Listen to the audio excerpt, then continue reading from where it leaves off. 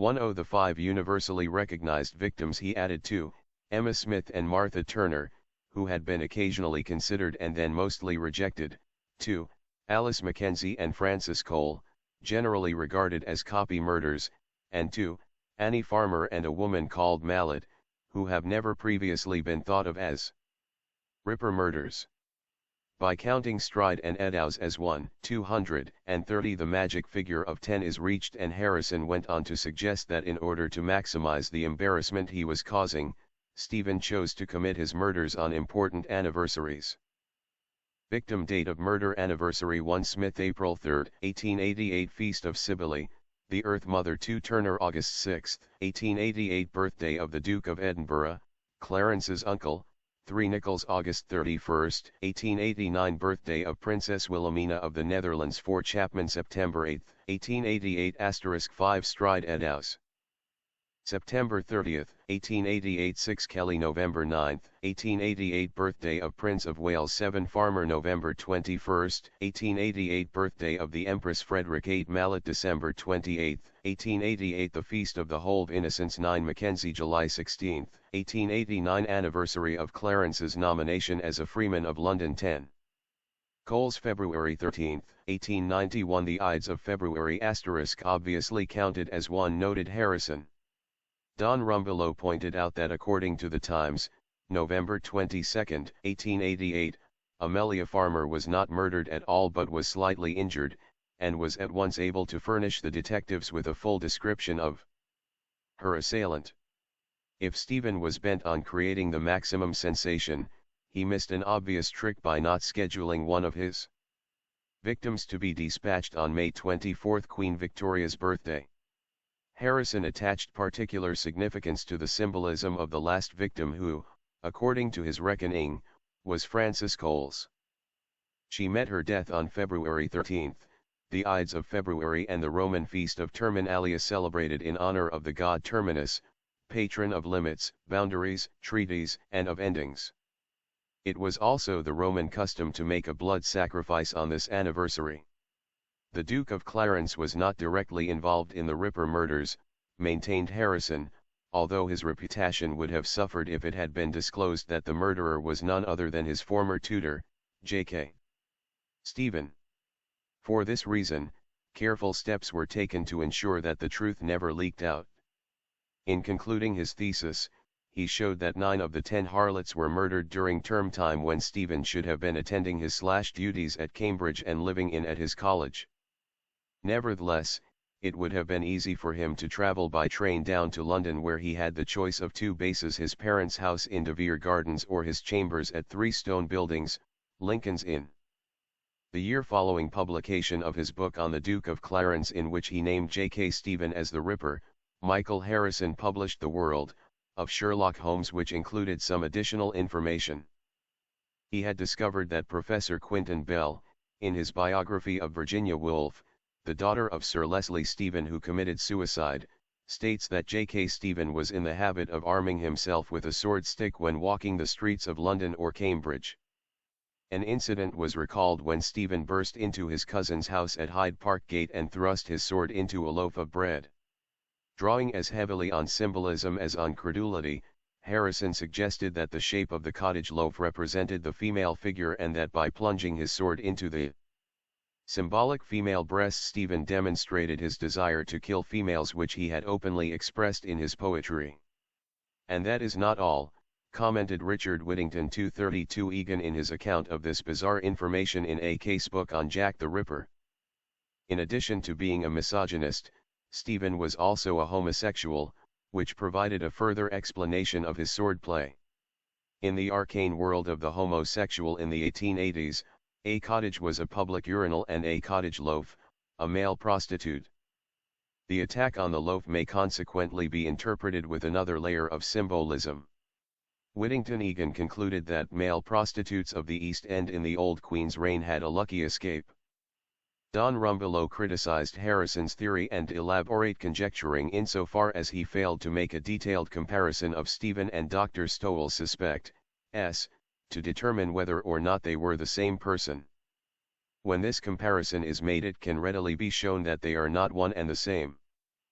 went on a round-the-world cruise at the age of 16 and held a commission in the army. Stephen had neither of these experiences.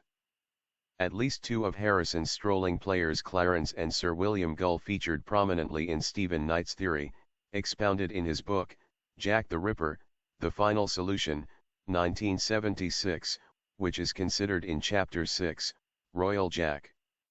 Knight believed from his researches at Scotland Yard that only one of the many letters purportedly penned by Jack the Ripper had any credence. On this basis alone he dismissed that part of Harrison's argument which compared the styles of the Ripper and J.K. Stephen. He also felt that misogyny was weak as a motive, for the Scotland Yard suspects file was full of lunatics, sexual lunatics, and women haters who were almost two a penny. Joseph Sickert, son of Walter Sickert, the painter who featured in Stephen Knight's own elaborate theorizing, contributed an afterword to his book. He suggested that the families of many named Ripper suspects, the Drewitts and Stevens included, owe a debt of gratitude to Stephen Knight for removing the stain of suspicion. The last word might be left with Arthur Douglas, who observed, clearly James Kenneth Stephen did not much like the ladies, but whether he loathed them and himself so much that he degenerated into an albeit uncommon murderer is extremely doubtful. Another candidate for Gentleman Jack was proposed by Thomas Tuffill of Glasgow and aired briefly in Colin Wilson's introduction to The Complete Jack the Ripper by Don Rumbelow. His nomination was Frank Miles, a homosexual artist and friend of Oscar Wilde. At the beginning of the 1880s, Wilde had rooms in a house at Salisbury Street, a turning off the Strand which ran down towards the river. The accommodation above Wilde's was occupied by Frank Miles, an Oxford acquaintance who had begun to establish himself as an artist. His speciality was pencil drawings of beautiful women which sold well in stationery shops of the day. According to Hesketh Pearson, Wilde's biographer, Miles's great find was Lily Langtry, whom he sketched many times and helped to promote as the most talked-of beauty in London. Miles was credited with saying, "I with my pencil, Oscar with his pen, will make her the Jacond and the Laura of this century." Miles took part in the weekly gatherings of celebrities which Wilde held in his rooms, and Lily Langtry was a regular visitor. When hard times came along early in 1881, Wilde was forced to leave his luxurious accommodation for the more modest surroundings provided by Keats' house at 3 Tite Street, Chelsea. Frank Miles moved with him and they shared rooms. A certain amount of mystery surrounds Miles, but apparently he had a predilection for exposing himself to small girls, which eventually landed him in trouble. He was a popular figure at Wilde's parties, which continued at Tite Street, with celebrities such as the Prince of Wales often in attendance. The tea parties given by Wilde and Miles were highly regarded, and a young girl named Sally, whom Miles had discovered selling flowers outside Victoria Station, was installed to preside over the teacups. Miles also used her as a model, as did other artists of the time. There was an occasion at Tite Street when the police 234 called inquiring after Miles, and Wilde entertained them at the door in conversation while his friend escaped over the roof to an adjoining house. When the officers eventually gained entry, they threatened to arrest Wilde for obstructing them in the course of their duty. Meanwhile, the bird had flown and Wilde apologized, explaining that he thought their arrival was a joke on the part of some of his friends. He charmed away their anger and the police left empty-handed. Shortly after this incident, Wilde and Miles ended their close friendship following a quarrel. Miles began to lose his popularity as an artist and also suffered a mental decline. He entered Brislington Asylum near Bristol, and there were conflicting reports of his death. He was said to have died insane, but other accounts recorded his death by suicide. Magazine of Art announced his death in March 1888, which appeared to be premature, for Thomas Tuffill established that he died of general paralysis of the insane on July 15, 1891. This seemed to clear away a major obstacle by proving that Miles was at least alive during the period of the Ripper murders. Richard Whittington Egan, though, in his case book on Jack the Ripper, noted that Miles spent the last 4 years of his life in the asylum near Bristol. This would have clearly ruled him out as a Ripper candidate. Nevertheless, Thomas Tuffill believed that Oscar Wilde thought Miles was Jack the Ripper and dropped several hints to that effect in his novel, The Picture of Dorian Gray, which was published in Lippincott's monthly magazine the year before Miles died.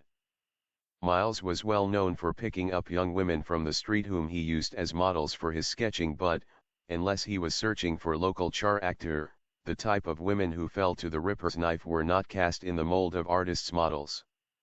Tuffill, who proposes to publish a full account of his researches, discovered some interesting, if inconsequential, links between Frank Miles and other personalities who have loomed on the Ripper horizon. Sir Melville Macnaghten, for example, was at one time a neighbour of Wilde's at Tite Street, and Miles's cousin was an equerry to the Duke of Clarence. Miles himself served in the same regiment as Montague John Druitt's brother Edward. Fact and fiction are so difficult to disentangle in the Ripper epic that it came as no surprise when, in December 1965, the BBC Home Service perpetrated the ultimate sacrilege in the field of accusation by naming Sherlock Holmes as Jack the Ripper. In the case of the unmentioned case, L.W.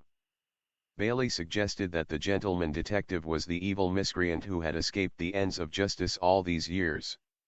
He pointed out the curious circumstances that with Holmes at the height of his powers during the Autumn of Terror in 1888, with the entire police force at its wits' end, the Home Office not knowing which way to turn, and Queen Victoria complaining about the efficiency of some of her loyal servants, the world's greatest detective was not called in.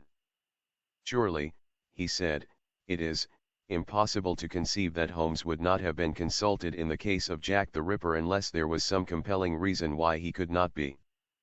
Certainly in the case of Annie Chapman, who was murdered on September 8, 1888, several witnesses claimed to have seen a man in her company wearing a deerstalker's hat. It cannot be doubted that Holmes regularly wore such headgear, but, as L.W. Bailey pointed out, to have seen a man in a deerstalker's hat in the vicinity of the crime proves nothing.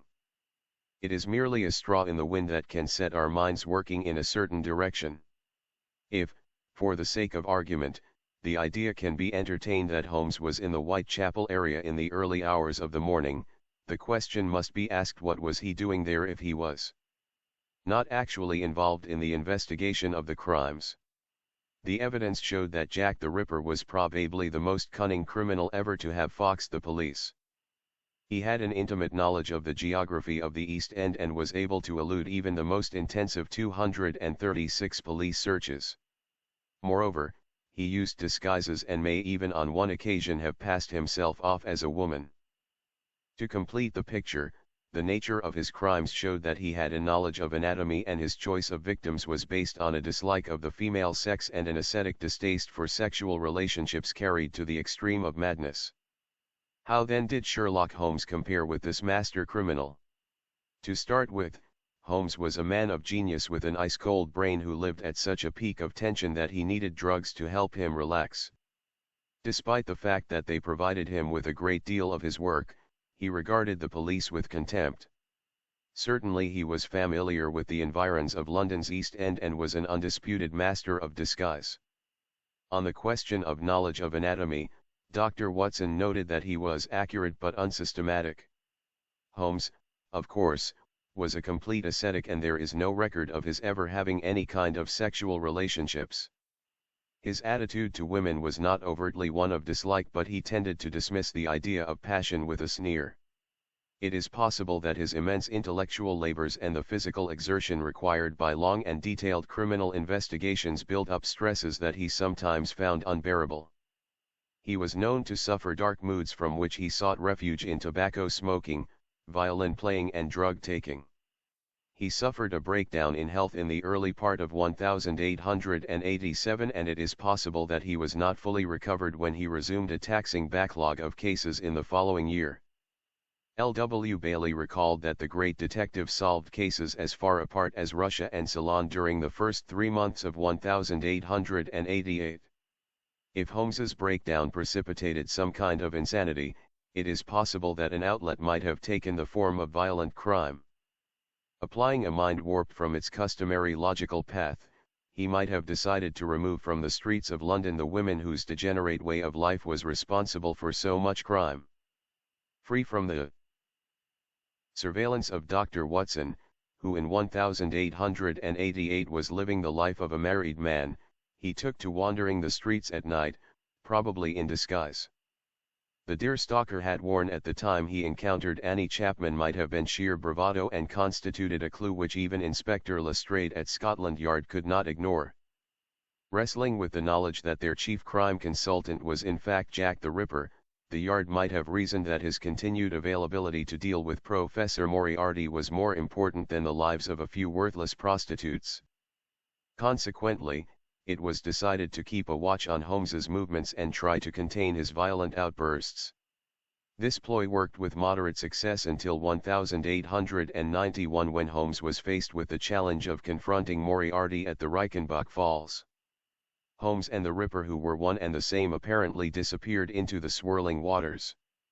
But he survived the ordeal and lived for 3 years in Switzerland, where it is believed his brother Mycroft arranged for him to enter a clinic anonymously to be treated for his mental affliction. Cured, he returned to London in due course to resume his crime-solving partnership with Dr. Watson. As L. W. Bailey remarked, at this distance of time no theory about Jack the Ripper can have absolute proof.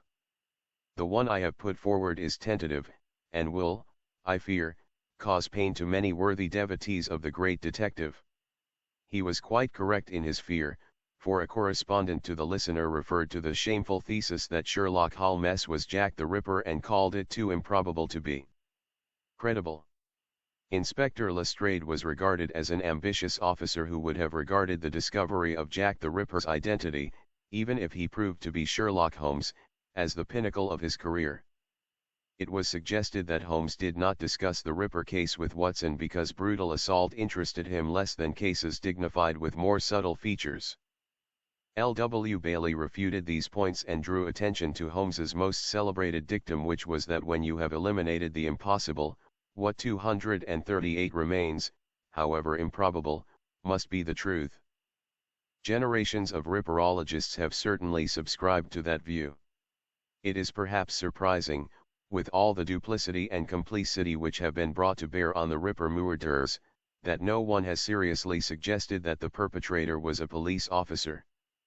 Despite the case of the unmentioned case, Sherlock Holmes inevitably became involved in the murder investigation, as chronicled by W. S. Baring Gould in his biography of the great detective, Sherlock Holmes, published in 1962. In Jack the Harlot Killer, Friday, 9 Sunday, November 11, 1888, Holmes unmasked the Ripper as a Scotland Yard police inspector. After the murder of Mary Kelly, so the story went, Inspector Athelney Jones was instructed by Sir Melville Macnaghten to call in the great detective, who was given carte blanche to solve the murders. After receiving a briefing from the inspector and expressly forbidding Dr. Watson to accompany him, Holmes ventured into the East End. He had disguised himself as a harlot in order to set himself up as a potential victim. He was not disappointed. Quickly attracting the attention of a man in a public house, he was followed to a darkened court where he maintained the pretense until his companion produced a knife. With incredible speed the drab had a glittering sword in her hand and growled, "Drop your knife, Jack." Trapped by Sherlock Holmes, one of Europe's most accomplished swordsmen, the Ripper backed off and appeared to yield. But then he lunged forward, and knocked Holmes off his feet so that he finished up lying unconscious on the cobbled street. At that moment, with the ace detective lying helpless, a heavy figure emerged from the shadows and felled the Ripper with a mighty blow. "My dear Watson," breathed Holmes, struggling to regain his senses. The Ripper was unmasked as none other than Inspector Athelney Jones, whom, of course, Holmes had suspected from the start. He discovered that the policeman had attended lectures on surgery as part of his training in detective work and was particularly impressed by his office at Commercial Street Police Station. This had a separate door which gave access to an adjacent alleyway, obviously the perfect lair for a killer who wanted to get off the streets quickly. "Extraordinary, my dear Watson," said Holmes. "Elementary, my dear Holmes," replied the doctor. Of the senior police officers involved in the Ripper murder investigations, the worst that could be said of some of them was that they were bunglers. That damning assessment did not apply to James Monro, who was appointed Chief of CID at Scotland Yard and Assistant Commissioner of the Metropolitan Police in 1884. He was a highly rated officer and regarded by Tom Cullen as possibly the only man at Scotland Yard who was capable of tracking down the killer. Monro, whose proudest boast was that he was born, bred, and educated in Edinburgh, had served in India for 26 years and was Inspector General of the Bengal Police when he was snapped up for the vacancy at Scotland Yard left by the departure of Sir Howard Vincent. Regrettably, the able Monro was forced to resign after only 4 years in his post as a result of a clash with his superior, Sir Charles Warren, Commissioner of Police for the Metropolis. George Dilnot, in his book, The Story of Scotland Yard, wrote, "It is sufficient to say that an arrogant commissioner and niggling Home Office caused him to resign the post." Then, on November 8, the day before the Ripper's final bloodbath at Miller's Court, Sir Charles Warren himself resigned. Warren's place, wrote Sir John Moylan, was filled by the return of Mr. Monro, an expert on crime and the creator of the Special Branch. Sir Robert Anderson, who thereby became junior to Monro, said his appointment marked an epoch in police administration in London. James Monro took up his appointment as commissioner on December 3, 1888 and began to put through a number of long-needed reforms. He raised the status of the policeman and established the police service as a respected 240 professional career. He was particularly, even passionately, associated with police pensions, and this was to be the issue which led to his eventual resignation. Sir John Moylan recorded that Mr. Monro was impatient and unfortunately allowed his sympathy with the men's claim to drive him into unnecessary antagonism to his parliamentary chief. He eventually resigned in June 1890, mainly because he thought the pensions bill which the Secretary of State was about to introduce into Parliament did not meet the just claims of his men. There was a belief in the force that Monro had been pushed out of office because he too readily identified with his men's grievances. As Punch, keeper of the public conscience on such occasions, asked on behalf of the Home Secretary, "Why did Monro resign? Was it any fault of mine? If you want to know the truth, ask the policeman." Sir John Moylan noted in addition that Monro also intended to resign as a protest against the Secretary of State's private secretary, who had no police, military or legal training, becoming an assistant commissioner. James Monro thus sacrificed his career while still in his prime, for the sake of principle. Perhaps he was too naive for the political rough and tumble, or, possibly, his strong religious outlook caused him to be too outspoken where his masters were concerned. One of his final decisions concerned the move of police officers from Great Scotland Yard to premises on the Embankment, which he called New Scotland Yard. Unlike his predecessors and contemporaries, Monro was not honoured with a knighthood. He became a missionary and returned to India, where he used his own money to found the medical mission at Ranaghat, some 40 miles from Calcutta.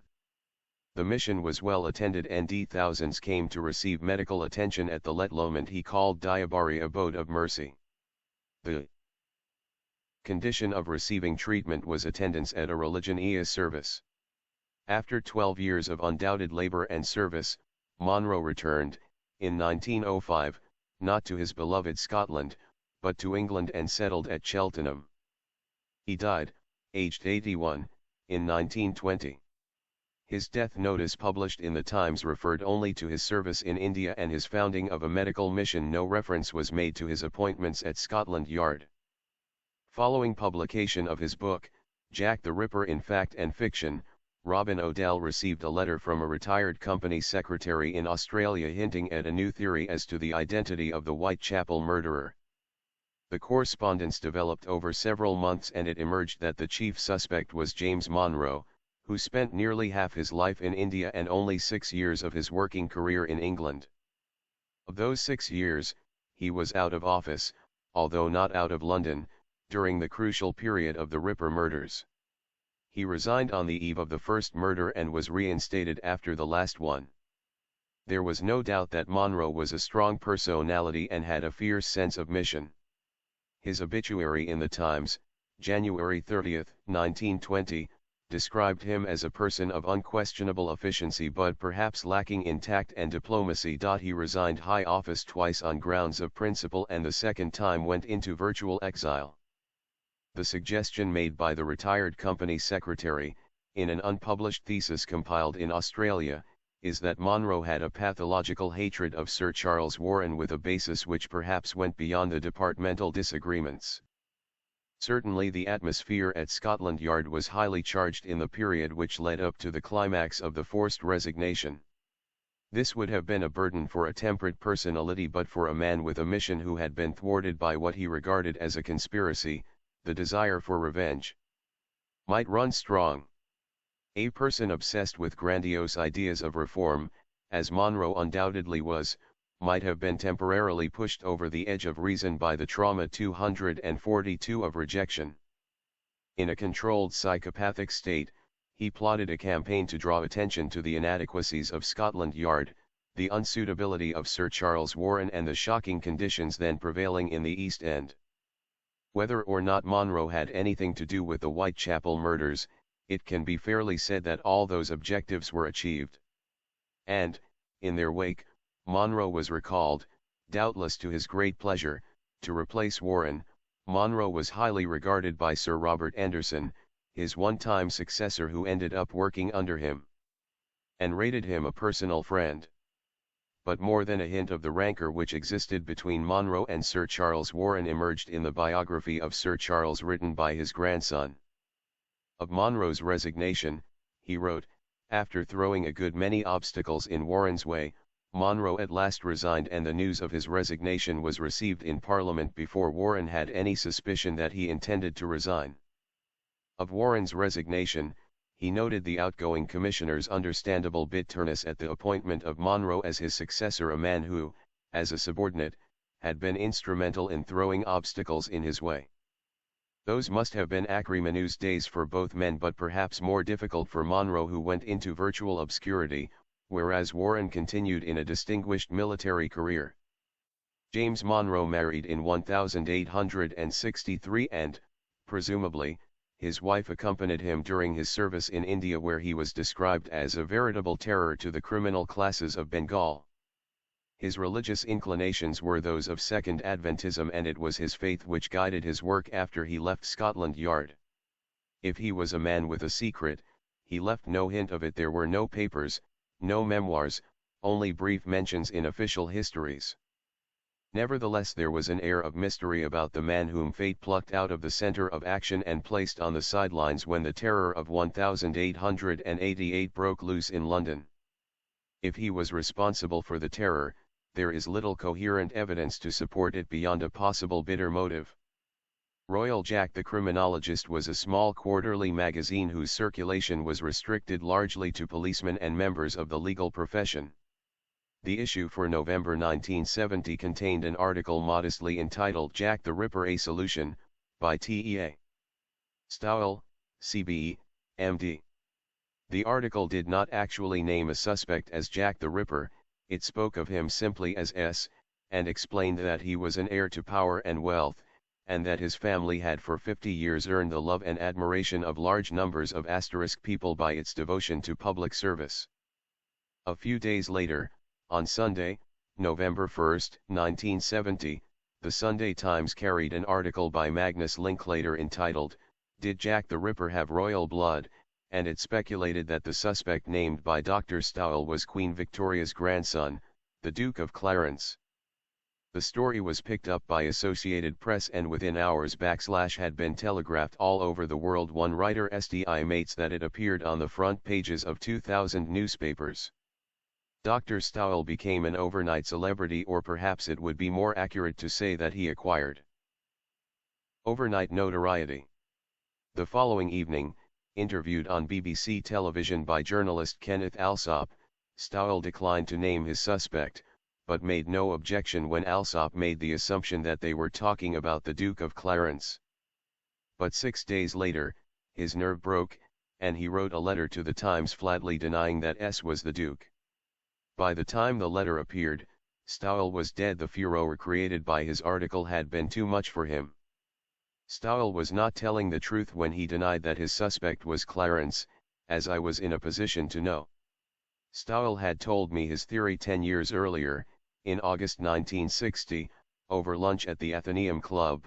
We had been in touch ever since, and I, CW, was aware that he had not changed his mind. I made Stowell's acquaintance as a result of a series of articles I wrote in the London Evening Standard, 8 to 12 August 1960, collectively entitled My Search for Jack the Ripper. I described how the Ripper murders had fascinated me ever since, as a small boy, my grandfather had told me stories of how his parents would not allow him to go out after dark at the time of the murders, and how, when I came to live in London in the early 1950s, I had spent days wandering around the murder sites, and reading about the Ripper crimes in the British Museum's bound copies of the Times for 1888. The motive was not simply morbid curiosity. I used the murders as the background of my first novel Ritual in the Dark, which appeared in the autumn of 1960. As a result of the articles, I received a great many letters. One of these came from Dr. Thomas Stowell, and he remarked that I obviously knew a great deal more about the murders than I was willing to admit. The remark intrigued me. I wrote back to say that he was mistaken, and asking what comment in my articles had led him to this conclusion. The result was an invitation to lunch at the Athenaeum, one of London's more sedate and impressive clubs. Stowell proved to be a friendly man in his early 70s. He told me he was a surgeon, although when I noticed 246 the way his hand shook American Samoa he cut his steak, I concluded that he would soon be obliged to retire from this profession.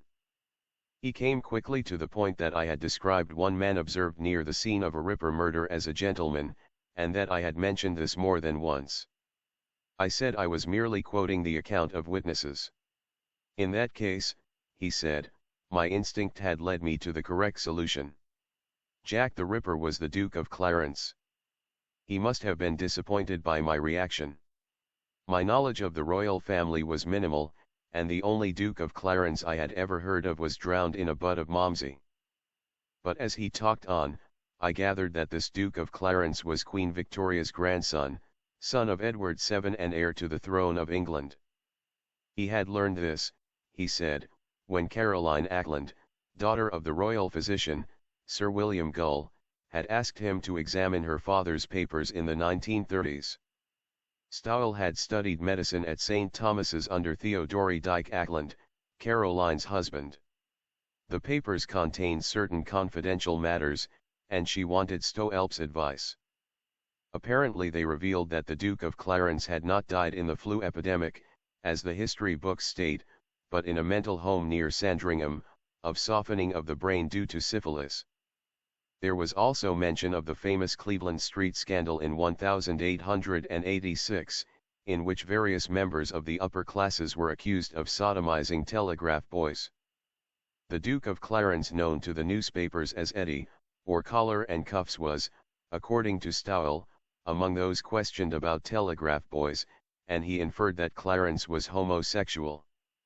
And, associated with Clarence, there were mysterious hints about the Ripper.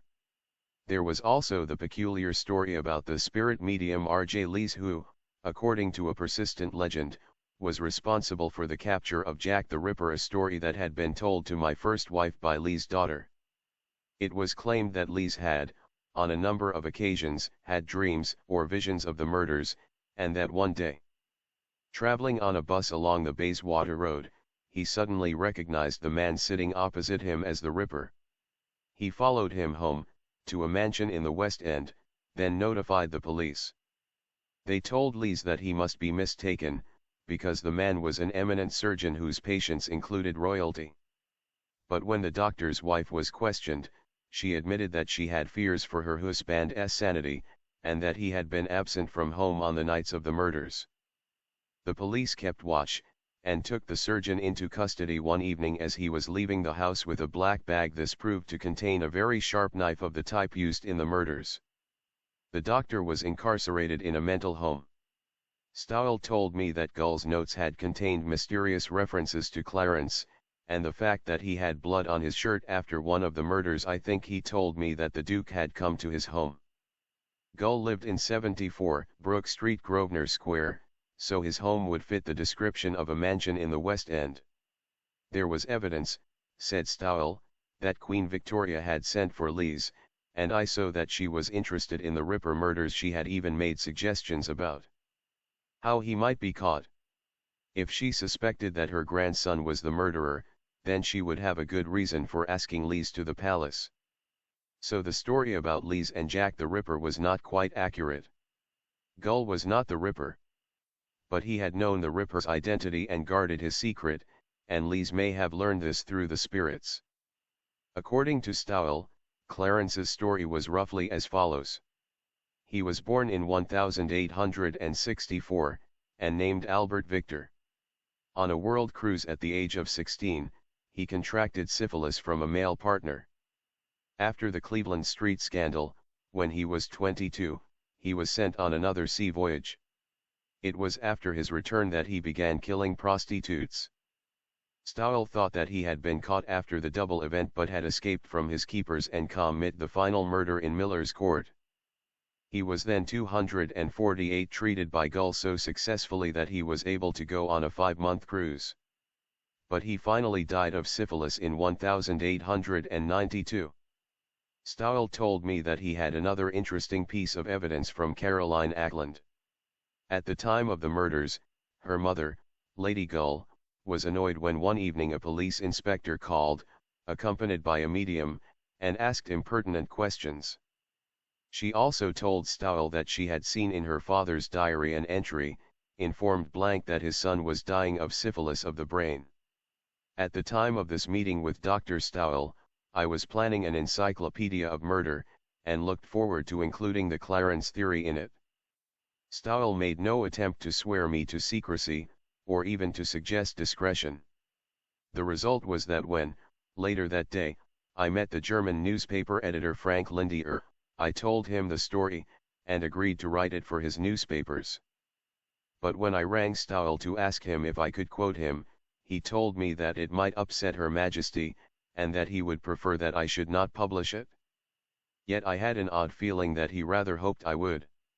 He had been sitting on it for 30 years, and wanted to see what kind of impact it would make. He certainly showed no kind of reticence in discussing it. We exchanged several letters, and a few years later I had a long telephone conversation with him about it and made notes on a telephone directory. I also recounted the story to a number of friends, including Dan Farson, Kenneth Alsop, Nigel Morland, and Donald McCormick. Nigel contacted Stowell, and an early issue of The Criminologist contained an article by Stowell on the bones of Edward the Martyr. Then, apparently, Nigel persuaded Stowell to tell his story of the Duke of Clarence, disguising his identity, and Stowell, tired of sitting on his secret, agreed. I am inclined to wonder if he would have refused if he could have foreseen the furore it caused. Perhaps not.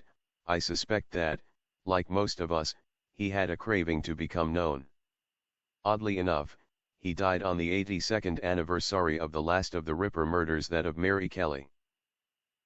Frank Lindier told me that he had checked the court circular for 1888, and that the Duke of Clarence had been in London at the time of all the murders. In fact, he proved to be mistaken. At the time of the Mary Kelly murder, Clarence was celebrating his father's birthday at Sandringham. And, as a correspondent in the Times pointed out, he had been with a hunting party at Balmoral on the morning after the double event. This does not quite exclude the possibility that he was the Ripper.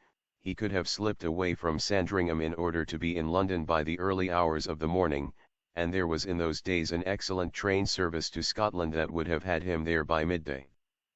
But I suspect that Stowell himself would not have been convinced by all this, and might have abandoned his theory. A Times report shortly after Stowell's death stated that his son had burnt all his papers unread. This, apparently, is not entirely true. Some were in the possession of Nigel Morland. So by way of preserving what I could remember, one wrote the story for the weekly newspaper of my hometown, the Leicester Chronicle, it was subsequently printed as an appendix in my book Order of Assassins, 1972. And that, presumably, should have been the end of the matter. But it was not, quite. About a year after Stoelf's death, I received a letter from an old friend, Michael Harrison, who asked me if he could quote my Clarence article in a book he was writing about the Duke. He also mentioned that he had now established the Ripper's identity, and that he had a letter from him at present lying on his desk. I had to wait 6 months or so before I saw a proof copy of the book, and learned the identity of Michael's suspect. It was James Kenneth Stephen, a close friend of the Duke, and possibly his lover. This theory has already been discussed in the preceding chapter, Gentleman Jack. Nevertheless, it is necessary briefly to summarize the facts here.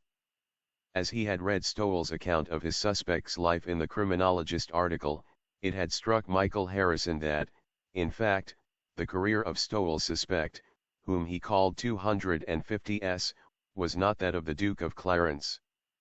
For example, Stowell says that S resigned his commission at the age of 24, but Clarence never resigned his commission.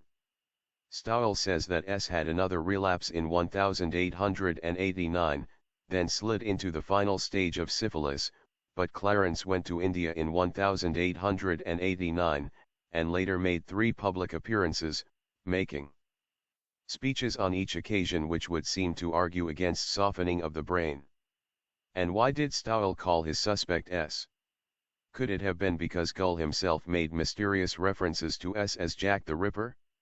And that Stowell, finding also references to Clarence, decided that he was Jack the Ripper? Was it possible that Eddie, Duke of Clarence, had a friend or close associate whose name began with S, and could this explain the confusion? Harrison discovered that there was such a person, J.K. Stephen, known as Jim or Jem, who had become Clarence C.E.'s tutor and friend in 1883 when Clarence was at Cambridge. Eddie did not take to university life, nor did he like some of Stephen's effete literary friends, like the homosexual Oscar Browning. Jim Stephen was ambitious, he hoped to become the power behind the throne. But it was not to be. Eddie left Cambridge after only 2 years. During that time, Harrison theorizes, Clarence and Stephen became lovers. But they saw little of each other thereafter. In 1886, riding near Felixstowe, Stephen rode his horse up to a windmill on a slight rise. Something startled his horse, which backed into the descending vein. Stephen was knocked unconscious. Under the care of Sir William Gull, he apparently made a perfect recovery. But the accident left injuries which, as his father Sir James Stephen commented, were not perceived for some time. He became a barrister, but was overtaken by a strange lethargy. In 1888, he was appointed to a clerkship of assizes in South Wales. Michael Harrison discovered that the dates when Stephen was in Wales were those that fell between Ripper murders. In 1890, Stephen resigned his clerkship, and was confined to a mental home for 2 years, dying in 1892. During his R.W. H.M.N. It is, as Harrison comments, a lonely in kick 8/I degree MWHCH Beck NS, as one was stroll W1ly M the / I met a women whom I did not like at FNDSC 0 Ongides, North by East Ugg S and Slow TC Lin. I did not like her, and I should not mind too she were done away with, killed, or ploughed. She did not seem to serve a useful end, and certainly she was not beautiful. All this certainly amounts to circumstantial evidence that Jim Stephen might have been the Ripper. Yet there is still no positive link between Stephen and the Ripper killings. To judge whether Gull might have had Stephen in MHFD, we would have to see his papers, and these, Stowell told me, were destroyed on his advice. Called STFRC and KSP, Irene S. produced a book PNRPL, Prince Jack, the True Story of Jack the Ripper. It is an Butler and of one Stowell's theory, but in the last analysis, it is basically as unconvincing as Stowell's original article in the Criminologist. But in Allure Me, March 13, 1980, Spearing mentioned at least one interesting piece of evidence. He told me that in November me 7 didn't v1 slthd the archives of the York Academy of Papers the 26 WHS, ABLF to stud VGU's medical papers. There was a printed volume of Gull's writings and a brown leather volume with nothing on the spine. This, he said, contained Gull's handwritten notes. And 30 so or H1111. HFSE and degree IES. He came upon the COMM and, on October 3 I informed the Prince of Wales that his son was Nan Melhot 18 degrees Fahrenheit brain under suggestion, using the Nancy method. My patient admitted to the details, so it would seem that at least some of Gull's original material 252 still survives. But it is not quite clear why Gull should have been obliged to use the Nancy method, a kind of waking hypnosis, to lead the Duke of Clarence to admit to syphilis. Presumably an ordinary physical examination would be all that was required. In 1973, the year after the publication of Michael Harry Son's biography of the Duke, Clarence, I received a letter from a BBC producer, Paul Bonner, asking me if I would be willing to act as consultant on a series of programs on Jack the Ripper. Apparently these would be semi-fictionalized, and would star two popular television policemen, Barlow and What of Z Cars. Donald Rumbelow, the policeman who had rediscovered the original morgue photographs of the Ripper's victims, had also been consulted. A few days later I happened to be delivering a lecture at Scotland Yard, so I arranged to meet Paul Bonner in the pub next door. He explained that what he now intended to tell me must be treated as a secret. The BBC research team had apparently uncovered a completely new theory of the murders. Its origin, it seemed, was Joseph Sickert, known as Hobo, son of the famous Victorian painter Walter Sickert. Sickert's story was as follows. In the mid-1880s, Walter Sickert, who was then a bohemian young painter living in Cleveland Street, Soho, became acquainted with Eddie, the Duke of Clarence, a young man who loved wine, women, and song. Sickert apparently rejected the notion that Eddie was homosexual. In Sickert's studio, Eddie met a young shop girl who modeled for him. Her name was Annie Elizabeth Crook. Annie was a Catholic. She became Eddie's mistress, and on April 18, 1885 she gave birth to Eddie's child, a girl who was named Alice Margaret.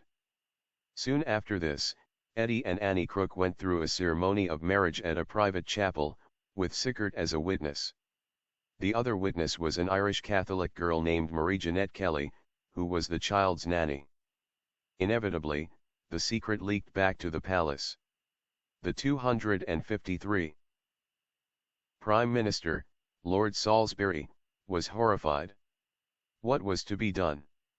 Eddie had married a woman who was not only a commoner but a Catholic. One day, early in 1888, a carriage drove up to the house at 6 Cleveland Street where Annie lived, and she and Eddie were hustled away. Annie was certified insane, and confined in a mental home. Eddie was presumably given a good talking to by his grandmother and had to promise never to see Annie again. The child, Alice Margaret, was taken away to the East End to live with Mary Kelly. She found her way back to Sickert, who took her to Dieppe. When she grew up she became his mistress, and Joseph Sickert was born to them. Mary Kelly made the mistake of telling the story to some gin-sodden prostitutes, and decided to blackmail the royal family. This was her downfall and, according to Joseph Sickert, Sir William Gull was given the task of eliminating Kelly and her friends. He did this with the aid of a coach driver named Netley, who took him to and from Whitechapel. Sir William Gull was the Ripper, and Mary Kelly's fellow blackmailers Mary Nichols, Annie Chapman, and Elizabeth Stride were his victims. Catherine Eddowes was killed by mistake because she was also known as Mary Ann Kelly. So finally, was Marie Jeanette Kelly. This was the story on which Bonner wanted my opinion. I said it was obvious nonsense. I was not aware then that Gull had had a stroke in 1887, and was almost totally incapacitated, or if I was, I had forgotten about it. But surely it was obvious that if a group of blackmailers are murdered one by one, they would begin to suspect an organized plot long before the Ripper completed his task, and would hasten to the nearest police station to tell their story. Besides, no theory of the Ripper's identity makes sense that fails to recognize that he was a sadistic maniac.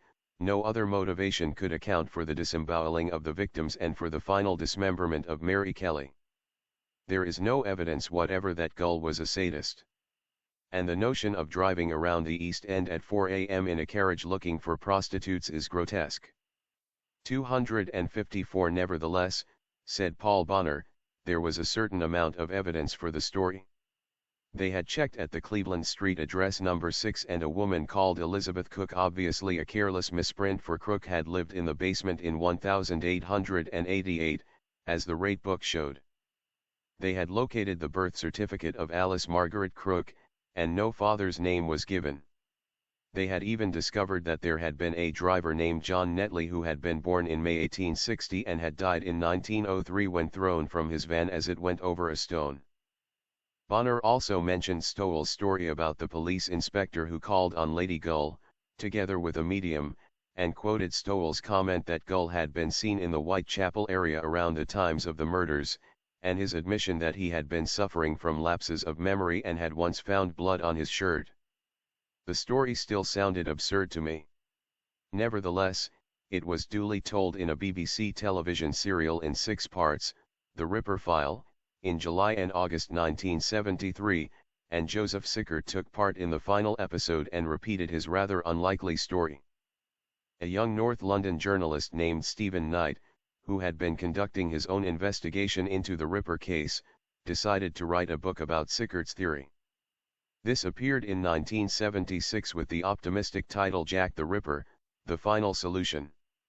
I reviewed it in Books and Bookman, and the central paragraph of the review ran as follows: what we are being asked to believe is, basically, a far taller story than any of the earlier theories about the Ripper, the mad surgeon, the sadistic midwife, and so on. We are asked to believe, first of all, that Eddie, the Duke of Clarence, became a close friend of Walter Sickert. This is unsupported. We are asked to believe that he became sufficiently involved with a shop assistant to actually marry her, although, like everyone in the family, he was terrified of Queen Victoria, and knew that he might almost certainly would be King of England one day. We are asked to believe that the Queen's physician, Sir William Gull, was a party to the kidnapping of the shop assistant, and that he probably performed some gruesome operation on her to make her lose her memory. And then that Gull, with the approval of the Prime Minister, went around Whitechapel killing prostitutes with appalling sadism, when, after all, a single stab would have done the trick. Moreover, that Gull was a Freemason, and committed the murders according to Masonic ritual. The Prime Minister and Commissioner of Police were also Masons. Mr. Knight admits that Gull had a stroke in the year before the murders, but insists that he was still spry enough to wield the knife. The question is then asked, why was Annie Crook not also murdered, if the aim was to eliminate everyone who knew about the morganatic marriage? And why not Sickert too, since he was virtually to blame? Stephen Knight answers this by saying that Sickert himself was also the Ripper, that he had accompanied Gull on his murder expeditions and may have killed some of the victims himself. In his afterword to the book, Joseph Sickert concedes reluctantly that this may be true, but suggests that his father may have been blackmailed into it by threats on his life. Stephen Knight's book was a considerable success, so much so that he decided to give up his job as a journalist and become a full-time writer. Regrettably, soon after a paperback edition of the book came out in 1977, a story by David May appeared in the Sunday Times that stated that Sickert had now admitted that his whole story was a hoax. Stephen Knight, understandably, declined to accept his view, and in his best-selling book about the Freemasons, The Brotherhood, 1984, he reiterated the whole story. By that time, sadly, he had discovered that he was still suffering from a brain tumor of which he had believed himself cured, and he died in 1985. 256 In the Sunday Times piece, Sickert insisted that only the Jack the Ripper part of his story was a hoax, and that he was, in fact, the grandson of the Duke of Clarence, as a result of the affair between Clarence and Annie Crook. This is, of course, the only part of his story for which there is some sort of documentary evidence, viz. the rate book for 6 Cleveland Street and Alice Margaret's birth certificate, in which the name of the father and his occupation are left blank. We may also recall that Stowell spoke of Eddie in connection with Cleveland Street, not the basement flat of Elizabeth Cook, but the homosexual scandal at the brothel at 19 Cleveland Street. In fact, there is no evidence that Eddie was homosexual, but in his book The Cleveland Street Scandal, 1976, H. Montgomery Hyde reveals that the assistant public prosecutor mentioned Pav, Prince Albert Victor Eddie's real name, in connection with the case. Hyde points out that the man who ran the brothel, Charles Hammond, also advertised Pose's Plastics, the Victorian equivalent of striptease, although the nude lady had to remain as still as a statue, and that if Clarence visited the house, it may well have been under the imprese that it provided female entertainment. But we might also speculate that if Gull referred to some scandal involving Eddie and Cleveland Street in his diary, he might well have been referring to the Duke's affair with a common shop girl named Annie Crook. Hyde mentions one more piece of evidence that adds credibility to Stowell's story. A young doctor named Alfred Fripp was called in on one occasion when Prince Eddie was ill at Scarborough. Among Fripp's papers after his death, he became a famous surgeon. Fripp's biographer discovered a prescription for Eddie indicating that he suffered from gonorrhea. Yet this still leaves us with an interesting question. We have dismissed Joseph Sickert's statement that Sir William Gull was Jack the Ripper, and it seems fairly clear that the Duke of Clarence was, according to the court circular, otherwise engaged at the time of the murders. Yet Stowell undoubtedly saw something in Gull's papers that suggested that Clarence was Jack the Ripper. Michael Harrison's identification of S as Jim Stephen is plausible until we look more closely at Stephen's personality. The young Cambridge aesthete, a member of what Harrison describes as the Epicene literati, who wrote poetry and mixed with homosexuals. Even when he was going insane, his madness does not sound like the kind that drives a man to prowl Whitechapel looking for women to disembowel. In his biography of Virginia Woolf, Jim Stephen's cousin, Quentin Bell writes, "One day he rushed upstairs to the nursery at 22 Hyde Park Gate, drew the blade from a sword stick and plunged it into the bread." On another occasion he carried Virginia and her mother off to his room in De Vere Gardens. Virginia was to pose for him. He had decided that he was a painter of genius. He was in a state of high euphoria, and painted away like a man possessed, as indeed he was. He would drive up in a hansom cab to Hyde Park Gate, a hansom cab in which he had been driving all day in a state of insane excitement. On another occasion he appeared at breakfast and announced, as though it were an amusing incident, that the doctors had told him that he would either die or go completely mad. None of this sounds in the least like the cunning and sadistic maniac of Whitechapel. But if we dismiss Stephen, then who was S?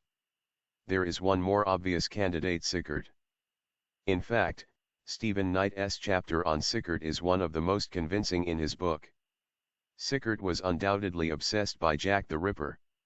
Sickert's friend Marjorie Lilly told Knight, after the stroke Sickert would have Ripper periods in which he would dress up like the murderer and walk about like that for weeks on end. And Knight points out how many of Sickert's paintings contain gruesome-looking heads of women or similar puzzling items. Sickert painted several pictures of the Camden Town murder, in which a young artist named Robert Wood was accused of cutting the throat of a prostitute. According to Joseph Sickert, whose 258-word, admittedly, seems to be less than reliable, these paintings were really about the Ripper murders. Another curious and enigmatic painting shows a young woman in a large room standing underneath a bust on the wall. It is the title that is so baffling, Amphitryon, or X's affiliation order. Knight points out that an affiliation order fixes the paternity of an illegitimate child, and that the legend of Amphitryon tells how Jupiter disguised himself as a lesser being to seduce an ordinary woman, who becomes pregnant by him. Knight speculates that the bust on the wall is a death's head, but this seems to me an obvious misinterpretation. The ordinary-looking young woman in a blouse and long skirt is obviously the woman who was seduced by Jupiter, so the bust on the wall above her must be her seducer, the father of her illegitimate child. The picture may be regarded as strong supporting evidence for Joseph Sickert's claim that the Duke of Clarence was the father of Annie Crook's baby. This in turn suggests that the story of the friendship between Clarence and Sickert is true. If Gull knew about Annie Crook and her illegitimate child, then he also knew about Sickert's role in the story. If Sickert was obsessed by the murders and he was known to be obsessed, then it is conceivable that he was the Gull referred to in connection with the Duke of Clarence and Jack the Ripper. Does this mean that Sickert was Jack the Ripper? Almost certainly not. Artists and writers may become morbidly obsessed by certain murders, but as observed in the psychological portrait of Jack the Ripper in the introduction to this book, no artist has ever been known to commit a premeditated murder. Sickert may have been Gull's suspect, and therefore the man who inadvertently caused suspicion to fall on the Duke of Clarence. But there is no evidence that he was capable of harming a fly.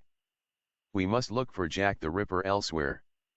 And that may sound like the last word on a fascinating if unlikely theory. But in March 1987, a new magazine called The Bloodhound added an interesting postscript. Its editor, Simon D. Wood, had decided to make his own investigation into the evidence on which Stephen Knight based his book. He began by writing to Mr. Alan Neate, the record keeper of the Greater London Record Office, to ask for any information he could furnish on the life of the unfortunate Annie Elizabeth Crook. And in fact, this information was to undermine Knight's theory even more effectively than Hobo Sickert's confession. Knight's investigation had shown that the address given on the birth certificate of Annie's daughter Alice Margaret, who was born in 1885, was 6 Cleveland Street. And the rate book for the same address in 1888 listed one Elizabeth Cook as occupying the basement. The address, says Knight, shows that the Elizabeth Cook of the rate book and Annie Elizabeth Crook were one and the same. Unfortunately, it shows nothing of the kind. For between 1886 and early 1888, numbers 4 to 14 Cleveland Street were pulled down, and replaced by the block of flats that still stands there today. That means that Annie Elizabeth Crook must have left 6 Cleveland Street at the latest Indiana 1886. It was after the completion of the flats that Annie Cook moved into the basement of number 6. And the rate book shows that she lived there until 1893, long after, according to Knight, Annie Crook was dragged off by the wicked Sir William Gull and forced to undergo brain surgery to destroy her memory. Moreover, the same records show that there is no truth in the story that Annie Crook was incarcerated in a mental home for the rest of her days. In 1889 she was admitted briefly to the Indeley Street workhouse, together with her daughter Alice Margaret. She was destitute, but quite obviously free. In 1894 the records show that Annie was in prison. Her daughter, aged 9, was sent to a kind of holiday camp for 2 weeks, so presumably Annie received 14 days. In 1902 Alice Margaret was admitted to St. Pancras Infirmary suffering from measles, and the records show 260 that she and her mother were living at 5 Pancras Street where they paid 2 shillings a week in rent. But in 1903 Annie Crook was admitted to the St. Pancras workhouse suffering from epilepsy. Her occupation was given as casual hand cross and Blackwell's. And so the sad record continues. In 1906 Annie was living, together with her mother and daughter, at the Poland Street workhouse. In 1913 Annie and her mother were admitted to the Indeley Street workhouse. In 1920 Annie Elizabeth Crook finally died in the lunacy ward of the Fulham Road workhouse. But the records show that this breakdown in her mental health occurred only at the very end of her life. There is certainly no evidence that she was imprisoned in lunatic asylums from 1888 until 1920 by a Freemasons conspiracy. Finally, the report of her death lists her religion as Church of England. So Knight's story that she was a Roman Catholic and that this was what caused so much consternation at Windsor is without foundation. Simon Wood ends his article by revealing that he placed his evidence before Stephen Knight, and that Knight remained smilingly unrepentant. But, in a postscript to the paperback edition, Knight admits that other evidence has now come to light, which he is in the process of examining. Sadly, says Mr. Wood, he never took up the challenge. But Wood's article makes it clear that Stephen Knight must have known, even while he was writing his book, that his theory was untrue, that Annie Crook and Elizabeth Cook were two different persons, and that Annie lived out a perfectly normal if miserable life until her death in 1920. I am forced to the reluctant conclusion, for Stephen Knight was an old friend and I was fond of him, that he wrote the book with his tongue in his cheek, then found himself caught up in a success that prevented him from retracting or quietly disowning it. Blackjack was Jack the Ripper a black magician?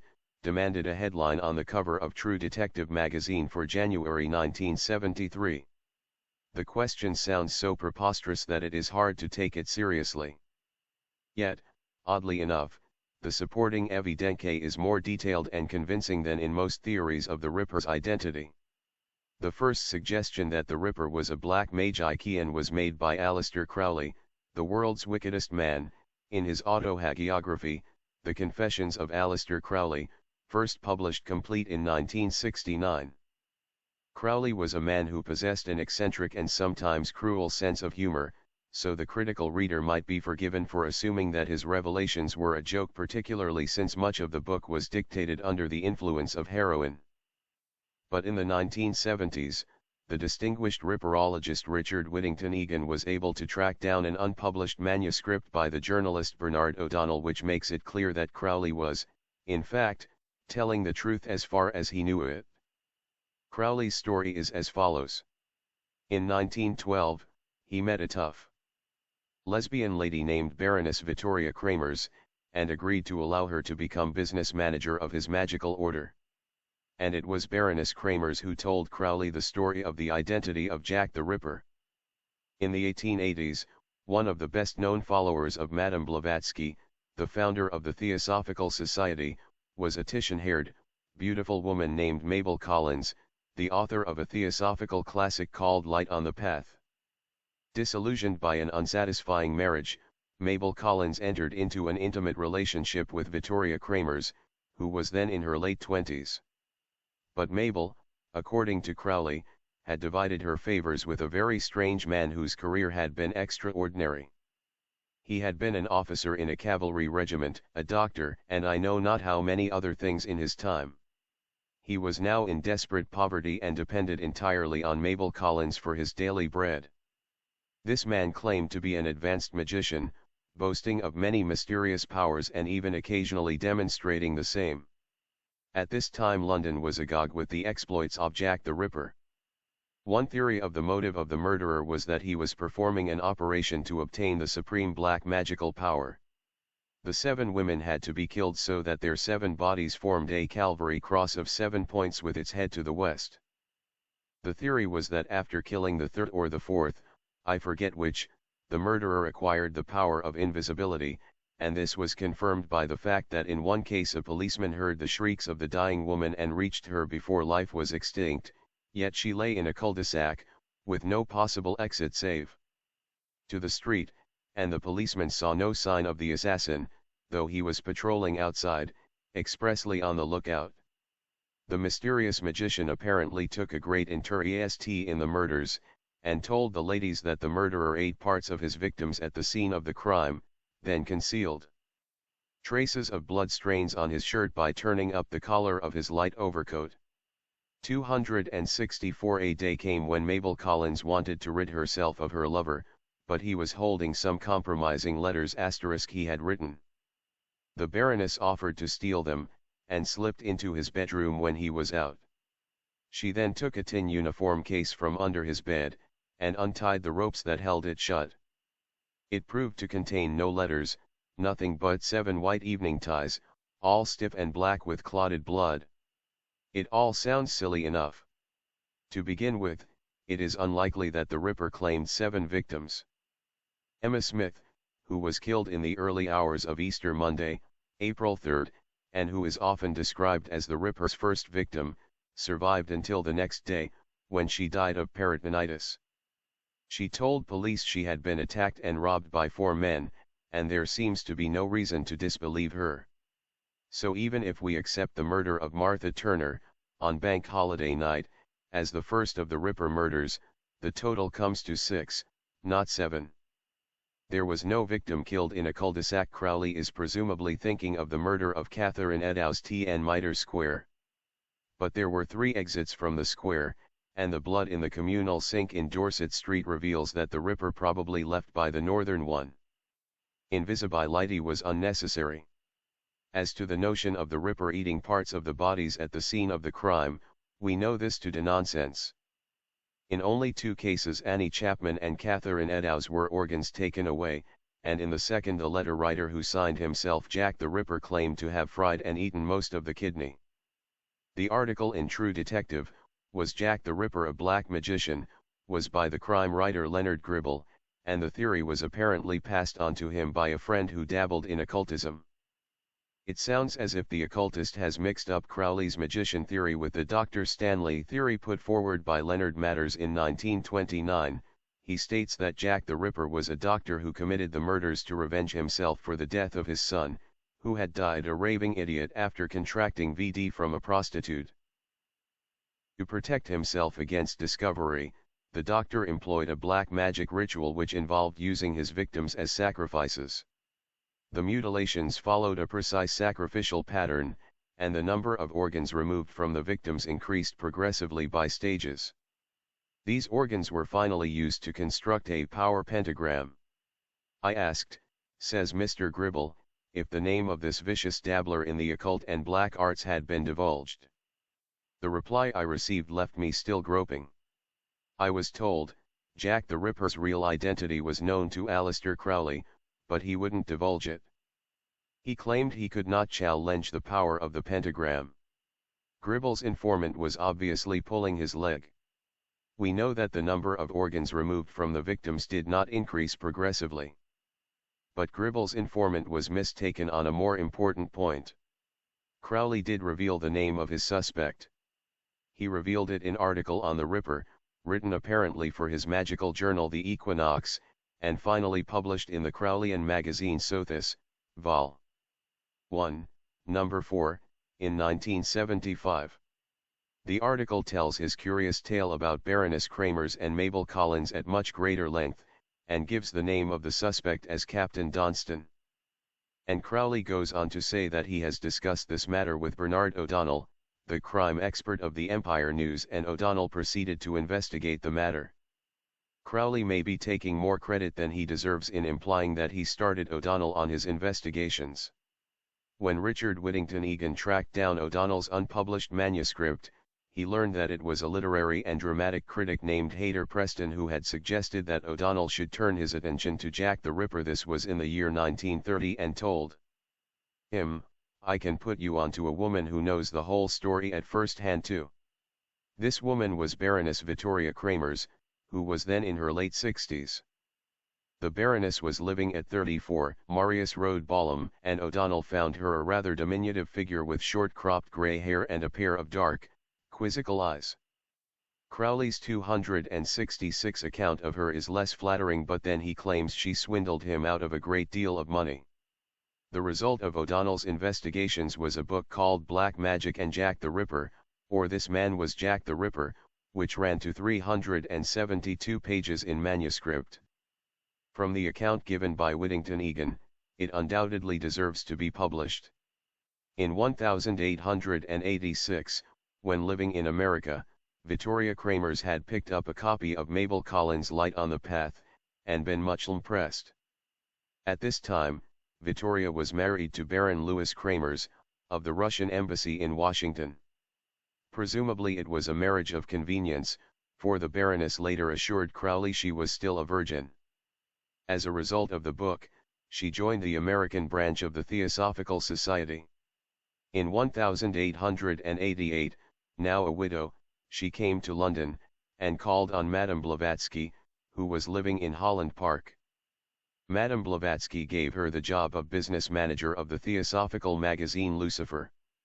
Its associate editor was the lovely Mabel Collins, a tall, slim woman with an oval face, now 37 years of age. The Baroness was 10 years her senior. The two soon became close friends. In December 1888, the Baroness found Madame Blavatsky and two more theosophists studying an article in the Pall Mall Gazette, which suggested that the Ripper might be a black magician. It was by the Earl of Crawford, an eminent student of occult matters, and he quotes the French magician Eliphas Levi, author of Dogma and Ritual of High Magic, translated into English as Transcendental Magic, who gives the fullest and clearest details of the necessary steps for magical evocation. Steps which involve candles made of human fat and a preparation made from a certain portion of the body of a harlot. The Earl points out that, excluding the last murder, which was committed indoors, the sites of the murders form a perfect cross. And he points out that Levi's book on magic has sold thousands of copies, and that it had been recently translated into English. It should be explained that the 1870s and 80s had seen a widespread magical revival in Europe, and that this was, to a large extent, a result of the impact of spiritualism. Since the 1840s, when certain poltergeist effects in a house in Hydesville, New York, had caused a sensation throughout America, and made celebrities of two teenage sisters named Fox, persons known as mediums had found that they could cause astonishing effects by sitting in a darkened room and invoking spirits. Madame Blavatsky began her career as a medium. Now magicians of the past, men like Paracelsus and Cornelius Agrippa, had also been invokers of spirits, and were firmly convinced that magic could only be accomplished through the agency of spirits. The common sense view is that this is pure self-delusion or wishful thinking. But no one who has studied the matter with an open mind can accept this convenient assumption. Strange things did happen at seances, and still do. Some students of the paranormal believe that such things are a manifestation of the unconscious mind, what Jung called exteriorization phenomena, but most people who have considered the evidence arrive reluctantly at the conclusion that the hypothesis of spirits cannot be excluded. Crowley, like Levi, undoubtedly believed that when he performed a magical ritual, he was invoking spirits. So did all the other major occultists of the period. And Levi says in the necromancy chapter of Transcendental Magic, the end of procedure in black magic was to disturb reason and produce the feverish excitement which emboldens to great crimes. Sacrilege, murder, theft, are indicated or hinted at as means to realization in all these works, so the Earl of Crawford's theory that the Ripper may have been engaged in black magic was, at least, an intelligent supposition. But a glance at a map of the Whitechapel area * will show that there is no justification for his assertion that the sites of the murders form a perfect cross, nor is * see end of this chapter. 268 It likely that the Ripper selected the sites for the murders with the aid of a map, then lured the victims to the exact spot. A year after the Earl of Crawford's article appeared in the Pall Mall Gazette, Vittoria Kramers went back to Amer Ica. She returned in March 1890, and learned that Mabel Collins had moved to Southsea. She went to visit her, and was surprised by the shabbiness of her lodgings. Mabel was living with a man, a certain Captain D'Onston, although he was out at the time. She told the Baroness how this had come about. In the early part of 1889, two articles had appeared in the Pall Mall Gazette about Rider Haggard's immensely popular novel She. The writer of the first, who signed himself simply R.D., claimed that he had known the original of Haggard's heroine, a mysterious white woman actually called Aisha, as in Haggard's novel. A second article, signed Rosalind D'Onston, described how the author had confronted a female witch doctor named Sub, and vanquished her by means of a talisman given to him by the novelist Bulwer Lytton, who was also a student of occultism and a friend of Eliphas Levi. In this article, D'Onston made it clear that he believed in the reality of magical powers, and hinted that he himself was an adept. Mabel Collins had written to him, and received a reply saying that he was in hospital, but would contact her when he came out. In fact, he did so, and she promptly became infatuated. She assured the Baroness that D'Onston was a great magician who has wonderful magical secrets. At this point, D. Onston returned home. The Baroness describes him as a tall, fair-haired man of unassuming appearance, a man at whom one would not look twice. He had a military bearing and a sallow complexion, and gave the impression of being one who would remain calm in any crisis. His eyes were pale blue, and she described them as lacking any sparkle or vestige of life, the eyes one might expect to find set in the face of a patient in the anemic ward of any hospital. His clothes were old and worn, yet spotlessly clean. D. Onston was also, apparently, an expert on the subject of cosmetics, and the three of them decided to go into business together. They moved to Baker Street, and formed the Pompadour Cosmetique Company. D. Onston, apparently, contributed nothing to the business, being without resources. Mabel also told the Baroness the story of D. Onston's previous great love affair. He had come of a wealthy yeoman family, and it was understood that he would marry the daughter of a well-to-do local family. He joined the army and was commissioned.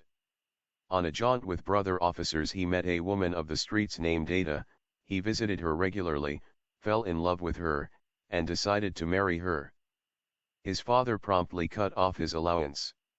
When D. Onston lost a great deal of money at the gambling table one evening, he was forced to appeal to his father, who agreed to settle the debt only on condition that D. Onston married the local heiress. D. Onston and Ada parted, promising that, whatever happened, they would meet in 1 year's time on the spot where they had first met, the middle of Westminster Bridge. But Ada committed suicide the same evening. 1 year later, D. Onston kept his appointment on the bridge, and as he looked down at the water, and the midnight chimes of Big Ben died away, he heard the click of heels coming towards him.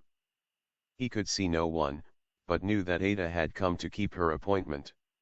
D. Onston himself told many stories.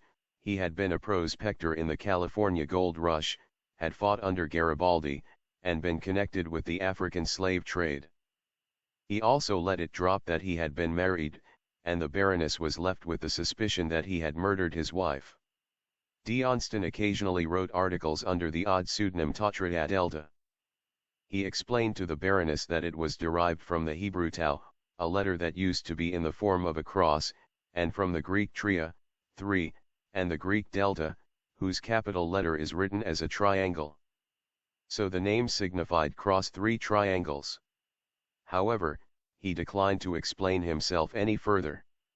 270I. It was soon after this that Mabel Collins told the Baroness that she suspected D. Onston of being Jack the Ripper. She declined to explain why, but said that it was one because of something he showed me.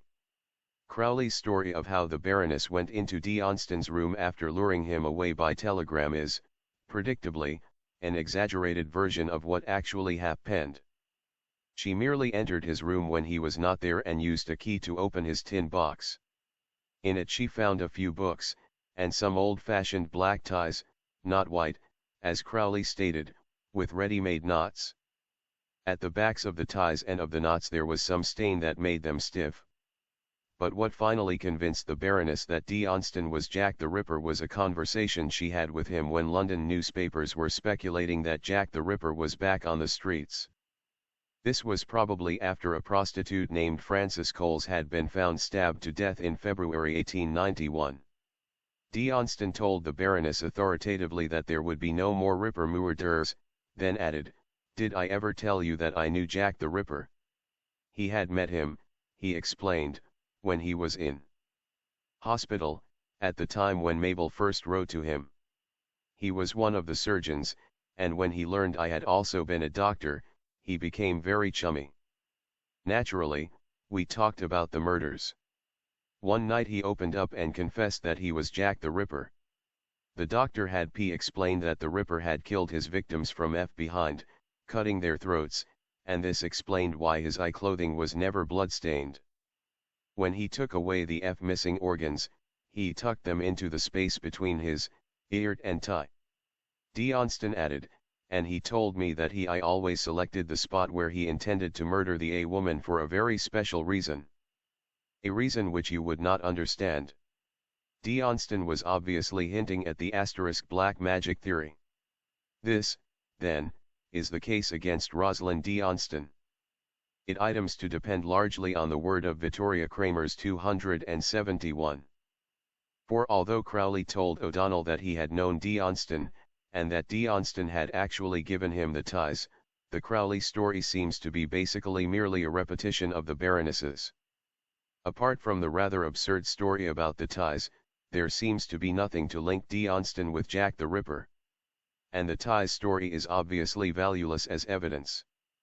To begin with, we know that the Ripper did not eat parts of the victims at the scene of the crime. He would not have had time, even if he had the hardihood, to try and chew and swallow uncooked flesh. And the idea that he concealed Annie Chapman's uterus or Catherine Eddowes' kidney by pushing it between his shirt front and tie is equally absurd. It would stain the shirt front, and drip blood down his chest. D. Onston was either a mythomaniac, or had a peculiar sense of humor. But O'Donnell was intrigued by the Baroness's story, and felt that it was worth following up. He tracked down the various articles written by D. Onston, including one on African magic, published in the magazine of the Theosophical Society Lucifer and signed Tatra Delta. This contained the observation that the necromancer must outrage and degrade human nature in every way possible. The very least of the crimes necessary for him, or her, to commit, to attain the powers sought, is actual murder. But then, D. Onston is writing about African magic, so the comment may be less significant than it seems. O'Donnell also tracked down an article signed Tatra Delta in W. T. Stead's spiritualist magazine The Borderland. It was introduced by Stead himself, who declared, "The writer of the following extraordinary fragment of autobiography has been known to me for many years." Stead had been editor of the Pall Mall Gazette. "He is one of the most remarkable persons I have ever met. For more than a year I was under the impression that he was the veritable Jack the Ripper, an impression which, I believe, was actually shared by the police, who at least once had him under arrest, although, as he completely satisfied 272 them, they liberated him without bringing him to court." D. Onston had apparently told the Baroness that he had been taken in for questioning by the police on 2 occasions, but then, so had thousands of others. It sounds as if he had wanted to give Stead the impression that he might be Jack the Ripper. In the autobiographical article that followed, D. Onston claimed to have been interested in occult science since he was 14, and had been initiated into the Hermetic Lodge of Alexandria by Bulwer Lytton himself. He was, he claimed, a medical student at the time.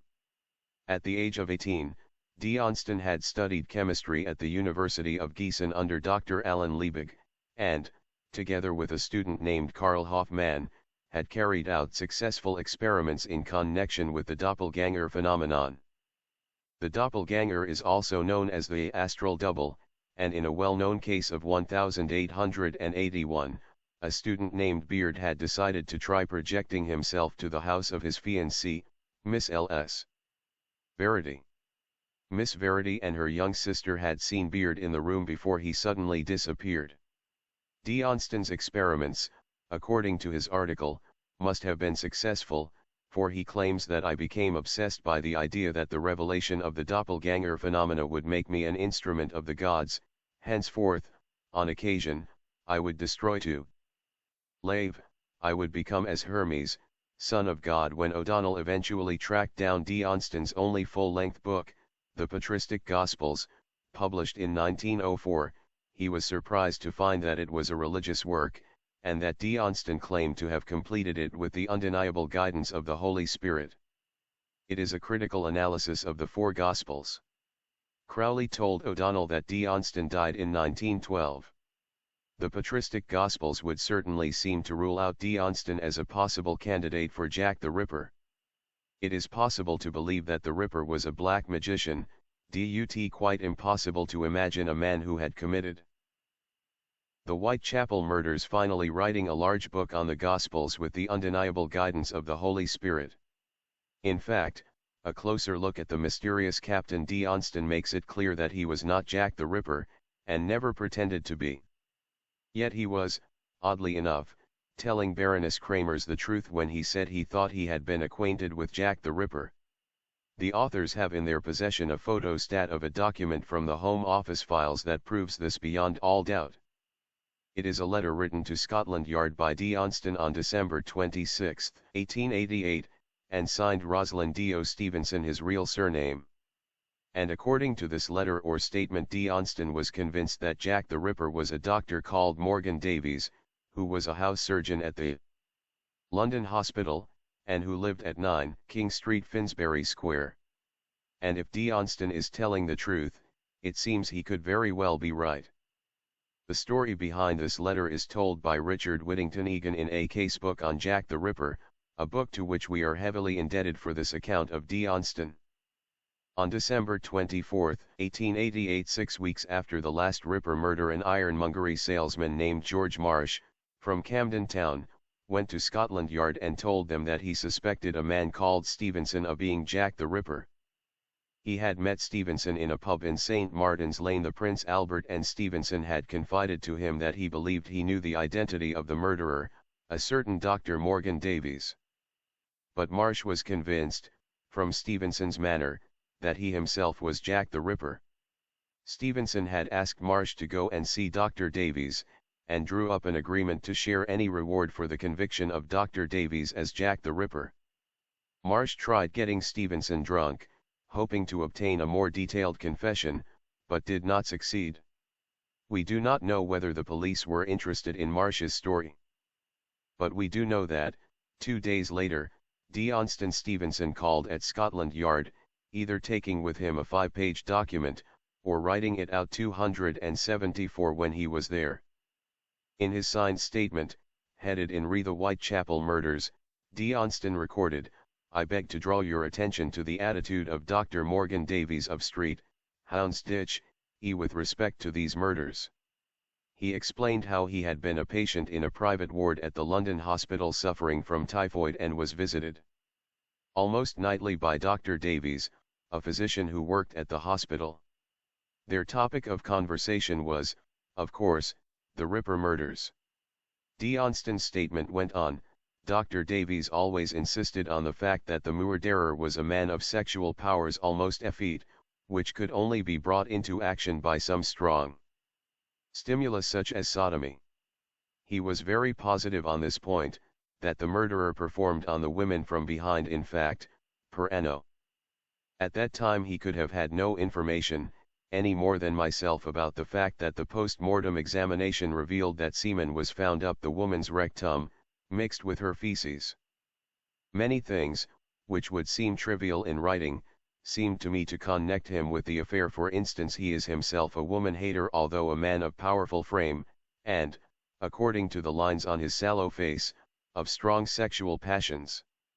He is supposed, however, by his intimates never to touch a woman. One night when 5 medicos were present, quietly discussing the subject, and combating his argument that the murderer did not do these things to obtain specimens of uteri, wombs, but that in his case it was the lust of murder developed from sexual lust. A thing not unknown to medicos, he acted, in a way which fairly terrified those 5 doctors.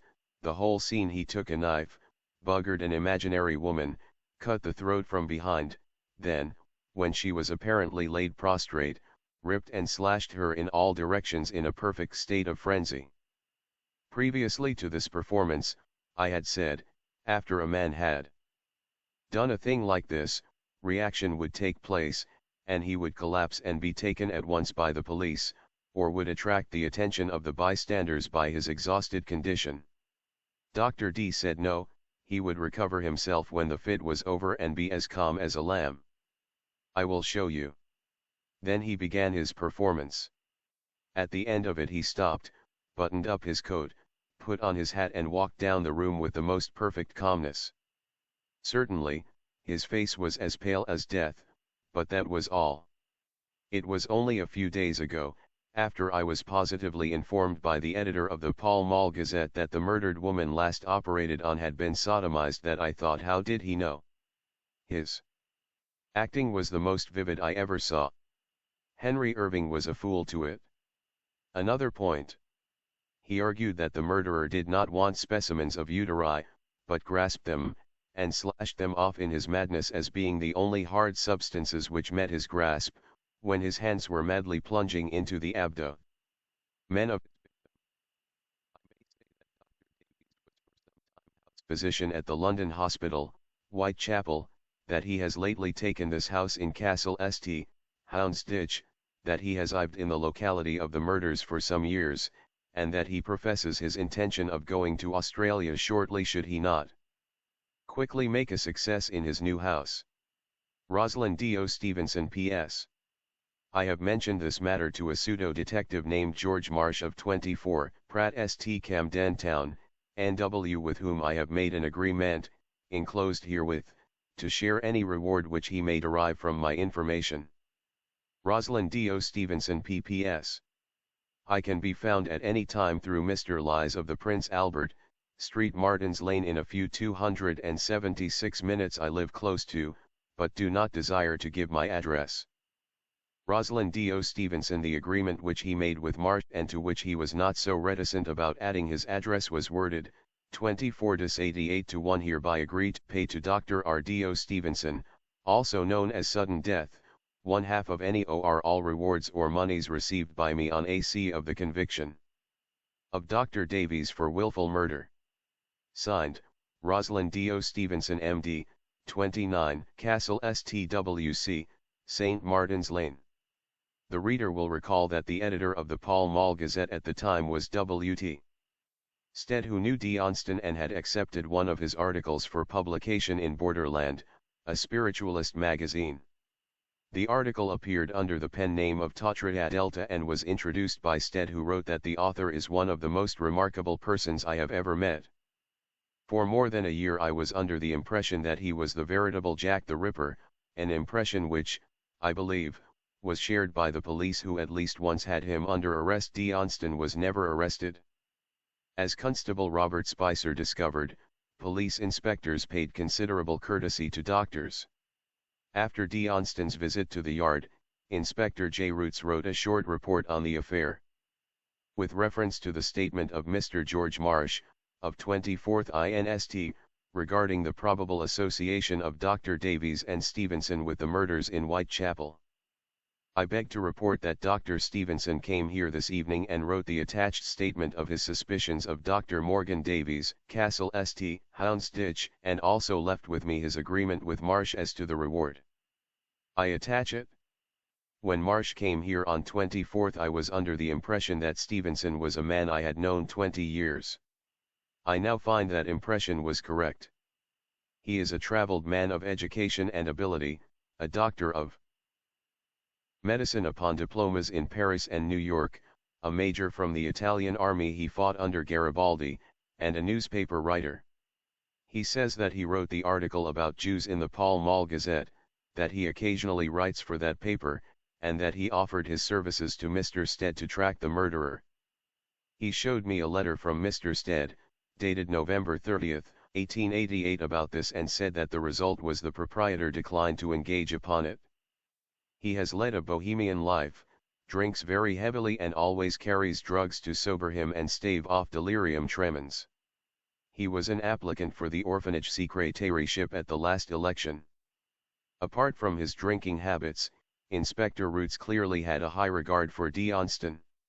It appears that no further action was taken either against Johnston or the man against whom he made accusations, Dr. Morgan Davies. The medical directory for 1888 listed Drive Davies, then living at 9 King Street, Finsbury Square, EC, as London Hospital late house physician and house surgeon. RESACC London Hospital. Marsh referred to Johnston as a regular soaker who could drink from 8 o'clock in the morning until closing time but keep a clear head. Possibly he was drunk when he wrote the agreement regarding his suspicions of Dr. Davies, for he appears to be promising to pay himself in the event of being proved right. As Stephen Knight pointed out in his Jack the Ripper, The Final Solution, 1976, Johnston's statements were strewn with clues pointing suspicion at himself. He called himself Sudden Death and referred to his suspect as Dr. D, an abbreviation that also fitted himself, and the addresses he gave for Dr. Davies and himself were in streets of the same name. Such self-advertisement predated Dr. Neil Cream's more effective use of the ploy, although Johnston's description of Dr. Davies's behavior might have been perfectly accurate but taken too seriously. No doubt doctors of the day spent a 278 deal of their time discussing theories on Jack the Ripper and debating his modus operandi. It was odd though that Davies was not investigated by the police. And this, unfortunately, is all that O'Donnell was able to discover about Johnston. Does it really amount to evidence that he may have been Jack the Ripper? Obviously not. It is quite clear that Johnston believed that Morgan Davies was Jack the Ripper, and this is the story he told to George Marsh and to Baroness Kramers. It may have pleased a certain innate exhibitionism to be suspected of being the Ripper, and to be known as sudden death, just as it pleased him to be known as a black magician and a slave trader. But the notion that he was Jack the Ripper obviously arose, as in the case of George Marsh, from a misunderstanding.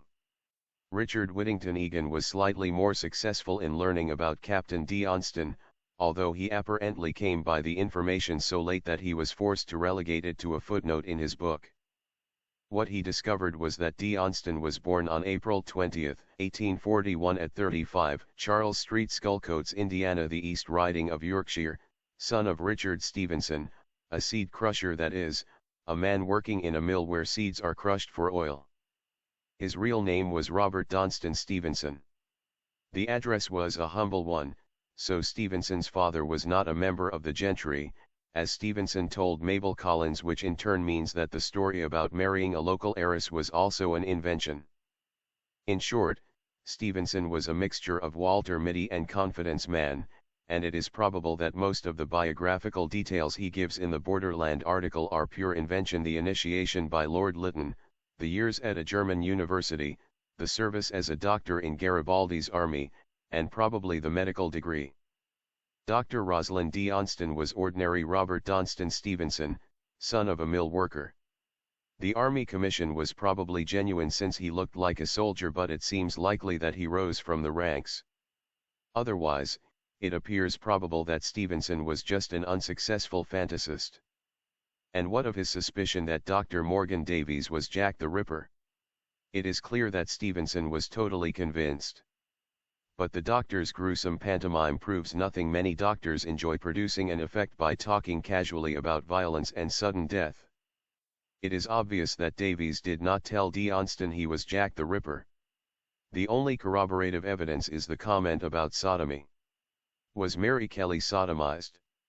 We do not know, for the inquest was adjourned after a few hours, and the coroner said that Dr. George Bagster Phillips would not go into medical details at this stage, and that these could be given at a later date. The main account we possess of the mutilations to Mary Kelly is taken from the Illustrated Police News. Yet even if Dr. Phillips' notes on the case still exist, and reveal that Mary Kelly was sodomized, this would still not prove Dr. Morgan Davies to be Jack the Ripper. Johnston was in hospital in early December, a month after the Mary Kelly murder. He could easily have learned about the sodomy from Bagster Phillips, or from some old acquaintance at the London hospital. In his autobiography Inquest, the Central London coroner S. Ingleby Oddie mentions his friend Arthur Diosey, a journalist, criminologist and student of the occult, who formed a dining club for criminologists. Diosey, says Oddie, was convinced that there was a black magic element in the murders, and thought that the oddly ritualistic manner in which the belongings of Annie Chapman were arranged around her body was proof of it. He thought they had been arranged in the form of a pentagram, a five-pointed star. Diosey thought that the murderer may have been searching for the elixir of life, one of the ingredients of which must come from a recently killed woman. Scotland Yard, apparently, was unconvinced by his theories. But Whittington Egan feels that Bernard O'Donnell scored one minor triumph in his investigations in deciphering the true significance of Johnston's pseudonym Tetrad Delta. The pentagram consists of 3 overlapping triangles, 280, and if you draw straight lines between the 5 loci of the 5 Jack the Ripper murders, you will construct a pentagram. But anyone who looks at the map of Whitechapel showing the murder sites will agree that a man who could connect the dots labeled 2, 3, 4, 5, and 6 to create a pentagram must have an oddly lopsided notion of geometry. And so one more fascinating theory must be abandoned in the face of a cool scrutiny of the evidence. The Whitechapel district. The numbers indicate the sites of the murders. 282 Chapter 8 Jack of all trades. The uproar created by the Whitechapel murders put great pressure on the police at the time to lay their hands on the perpetrator. A succession of suspects ran the gauntlet of suspicion and most were completely exonerated for one reason or another. Some had stout defenses, including in at least 2 cases the strongest alibi of all, which was to be languishing in police custody at the time another murder was committed. The police were kept busy enough following legitimate lines of investigation, not to mention chasing after the whims and fancies with which they were bombarded by the public. Sir Charles Warren's biographer noted that Scotland Yard was said to have received 1,200 letters a day offering various suggestions. In the passionate atmosphere evoked in the East End by the horror of the murders, suspicion most frequently focused on local suspects. These were not the toffs, the princes, or international criminals of later years, but the jacks of all trades, the fish porters, seamen and butchers of the East End itself. In the wake of Mary Nichols' murder on August 31, 1888, the police spent a considerable amount of their energies looking for a character called Leather Apron. The Star in its edition of September 5 referred to this man who has ranged Whitechapel for a long time and who was reported to influence the local prostitutes with a sway that is based on universal terror. It was alleged that he has kicked, injured, bruised, and terrified 100 of them who are ready to testify to the outrages. He has made a certain threat, his favorite threat, to any number of them, and each of the 3 dead bodies represents the threat carried out. He carries a razor-like knife and 2 weeks ago drew it on a woman called Widow Annie, threatening to rip her up. The name of this individual was not known, but the shared belief among the sisterhood of prostitutes was that he was a Jew. He habitually wore a leather apron, hence his nickname, and if the police were interested in him after the murder in Bucks Row, they intensified their efforts to find him following the killing of Annie Chapman, when a leather apron was found in the backyard at 29 Hanburv Street. A hue and cry developed, although the police had little to act on except several misleading and confusing reports. Urged on by the newspapers and acting on information received, detectives finally located the elusive leather apron. Detective Sergeant William Thick arrested a Polish Jew named as John Pizer at 22 Mulberry Street on September 10 and told him he was wanted for questioning in connection with the murder of Annie Chapman. Pizer, a boot finisher by trade who, like all such workmen, wore a leather apron, also kept several sharp, long-bladed knives at home. He was taken to Lemon Street Police Station and great efforts were made to establish a link between him and the character known as Leather *. The 3 were Emma Smith, Martha Turner, and Mary Nichols, who were all counted as victims of the same murderer in this press report. 284 Apron, who had been menacing the local populace. The police maintained that when local people talked of Leather Apron they were referring to Pizer.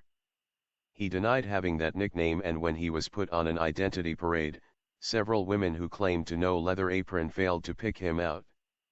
John Pizer said that he went home on Thursday night, 2 days before Chapman was killed, where he stayed until the time he was arrested because he realized that false accusations were being made against him. His alibi for the murder night was confirmed by his brother and by other relatives with whom he lodged at Mulberry Street. He also had an alibi for the night Mary Nichols was murdered by a little after 11 p.m. He was in his bed at the Roundhouse, a lodging house in Holloway Road. Inspector Aberline himself, in his report of the investigation into Nichols' murder, referred to Leather Apron, who it was alleged had been terrorizing and blackmailing local prostitutes. He reported that, on his being interrogated, he was able, however, to give such a satisfactory account of his movements as to prove conclusively that the suspicions were groundless.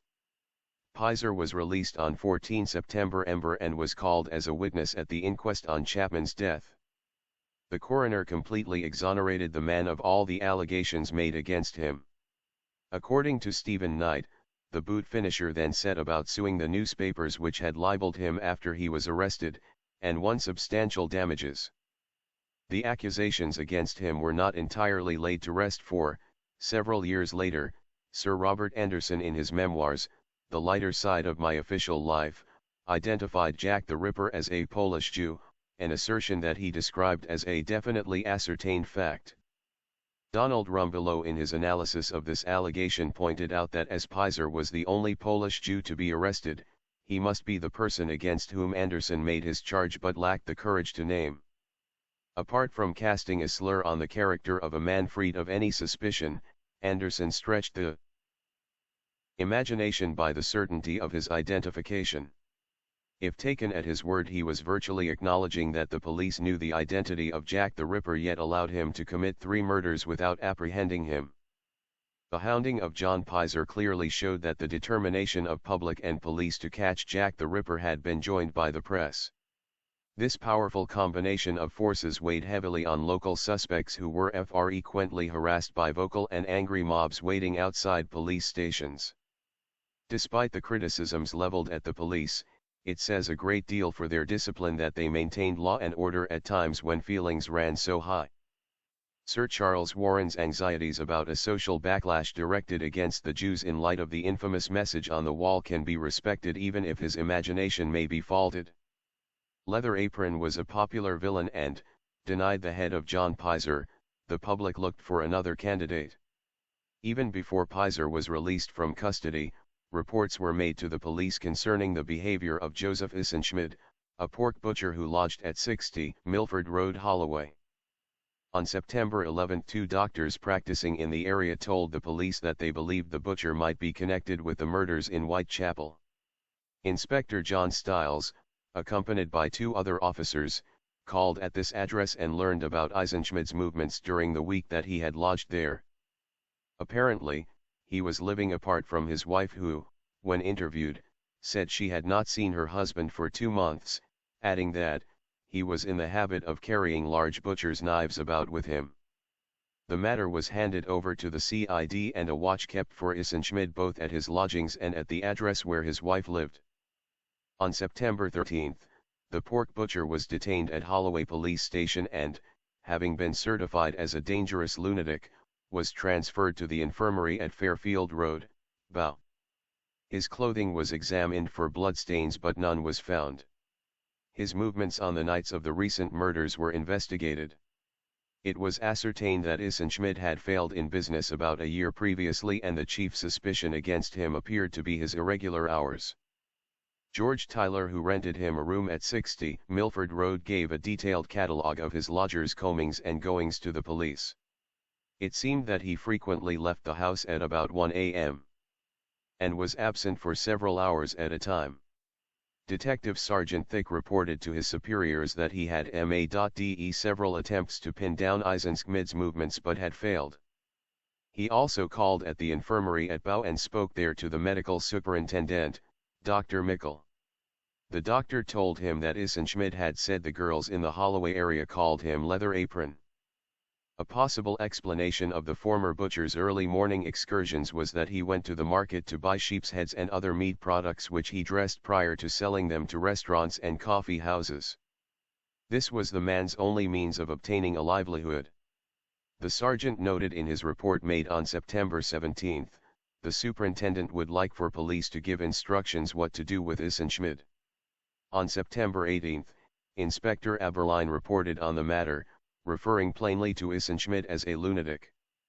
It appeared that the pork butcher had been confined in a mental institution before and had a history of violent behavior.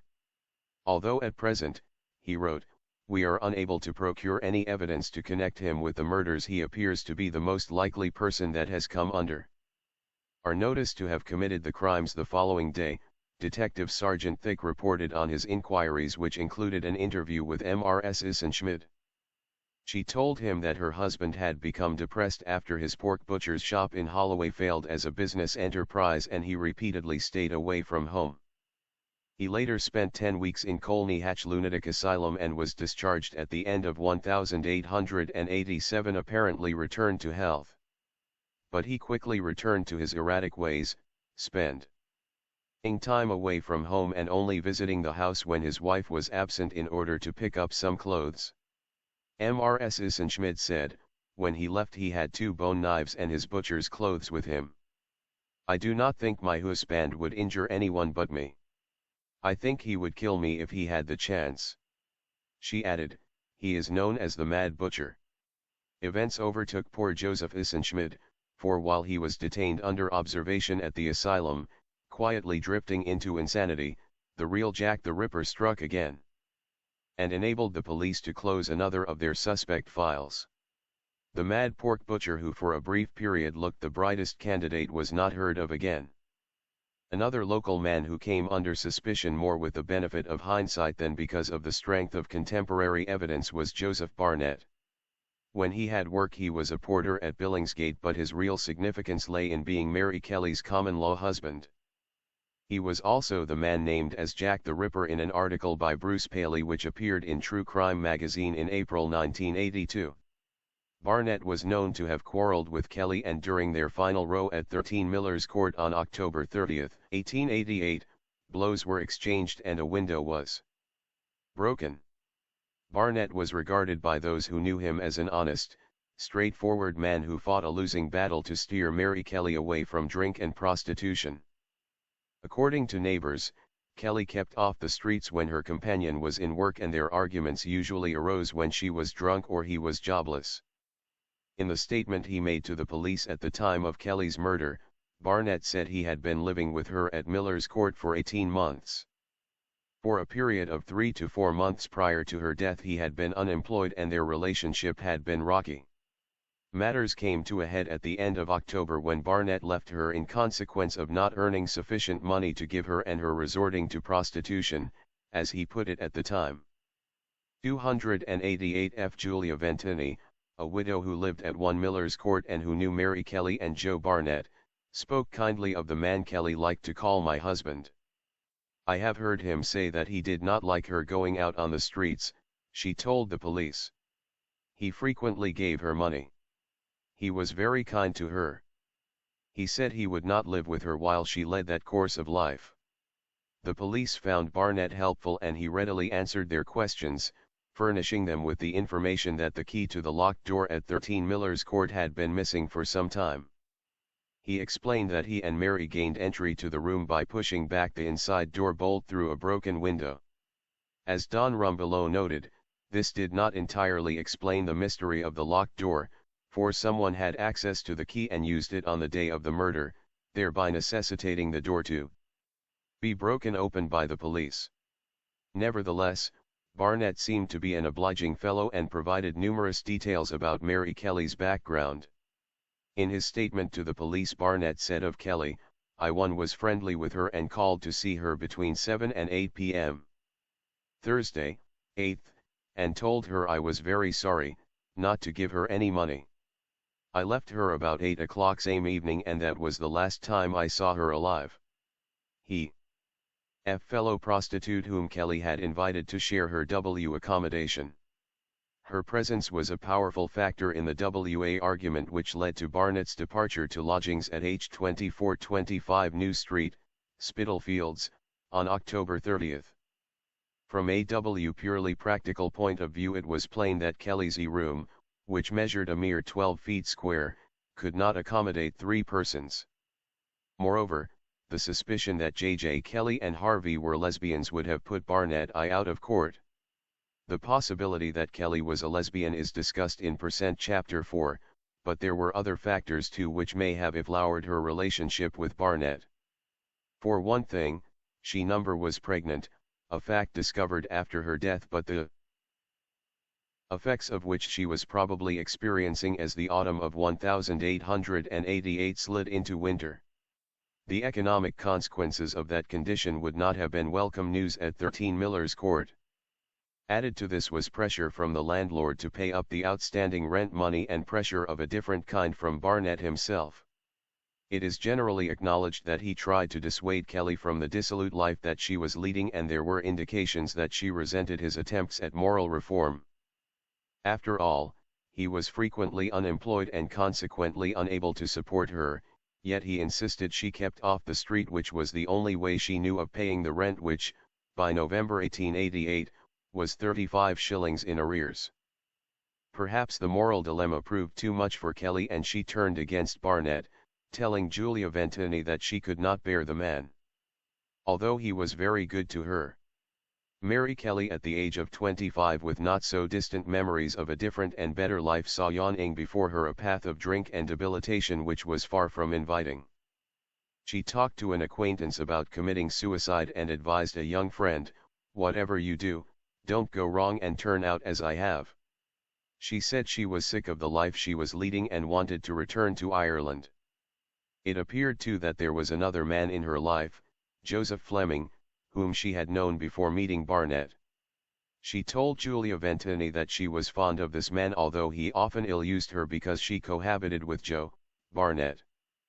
This suggests continued liaison after she and Barnett began living together, and either man could have been the cause of her pregnancy. To add to her trials, it is suggested that Kelly's landlord was pressing her for rent money and urged her to take in a friend who would be better able than Barnett to contribute to the rent. This was the point at which Maria Harvey turned up at 13 Miller's Court, and her presence may have been welcomed by Kelly for various reasons. There was the prospect of earning some rent money, Barnett's overbearing demands could be decisively rejected, and the 290 women could be lovers if they wished.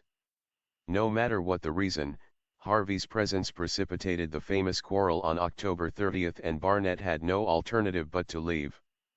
While he subsequently told the police that his reason for leaving was because he was unable to support Kelly, he changed this at the inquest when he told the coroner it was because she had a woman of bad character there. That was the only reason. My being out of work had nothing to do with it. From every standpoint, Barnett was a figure of rejection and failure. The theory published in True Crime magazine is that part of his ploy to frighten Mary Kelly off the path of prostitution was to murder and mutilate a number of her fellow practitioners. The idea came to him when he realized that he was losing control over her, and after reading about the murder of Martha Turner on August 7, 1888. He therefore embarked on a series of murders, selecting as victims older, enfeebled women who would offer least resistance to attack and whose brutal murder would surely bring Kelly to her senses. Thus began the Jack the Ripper murders, and there seemed to be some evidence to suggest that Barnett's ruse was working. Mary Kelly was reported as fearing that she might fall to the Ripper's knife as she saw her colleagues in Whitechapel and Spitalfields, some of whom she probably knew, being butchered in the streets and alleyways. She had apparently been a regular at the Britannia public house in Fish Street Hill, but stopped drinking there after the double murder of September 30. Barnett said that Kelly was keen to read the newspaper reports of the murders and used to ask him whether the murderer was caught. When Kelly provoked the break with Barnett by inviting Maria Harvey to share her room, he knew his reforming bill had been defeated, and he retired a beaten and humiliated man.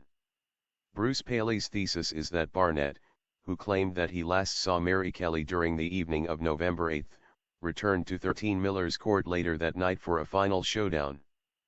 Perhaps he started out by seeking reconciliation, but, whatever was discussed, violence was the outcome.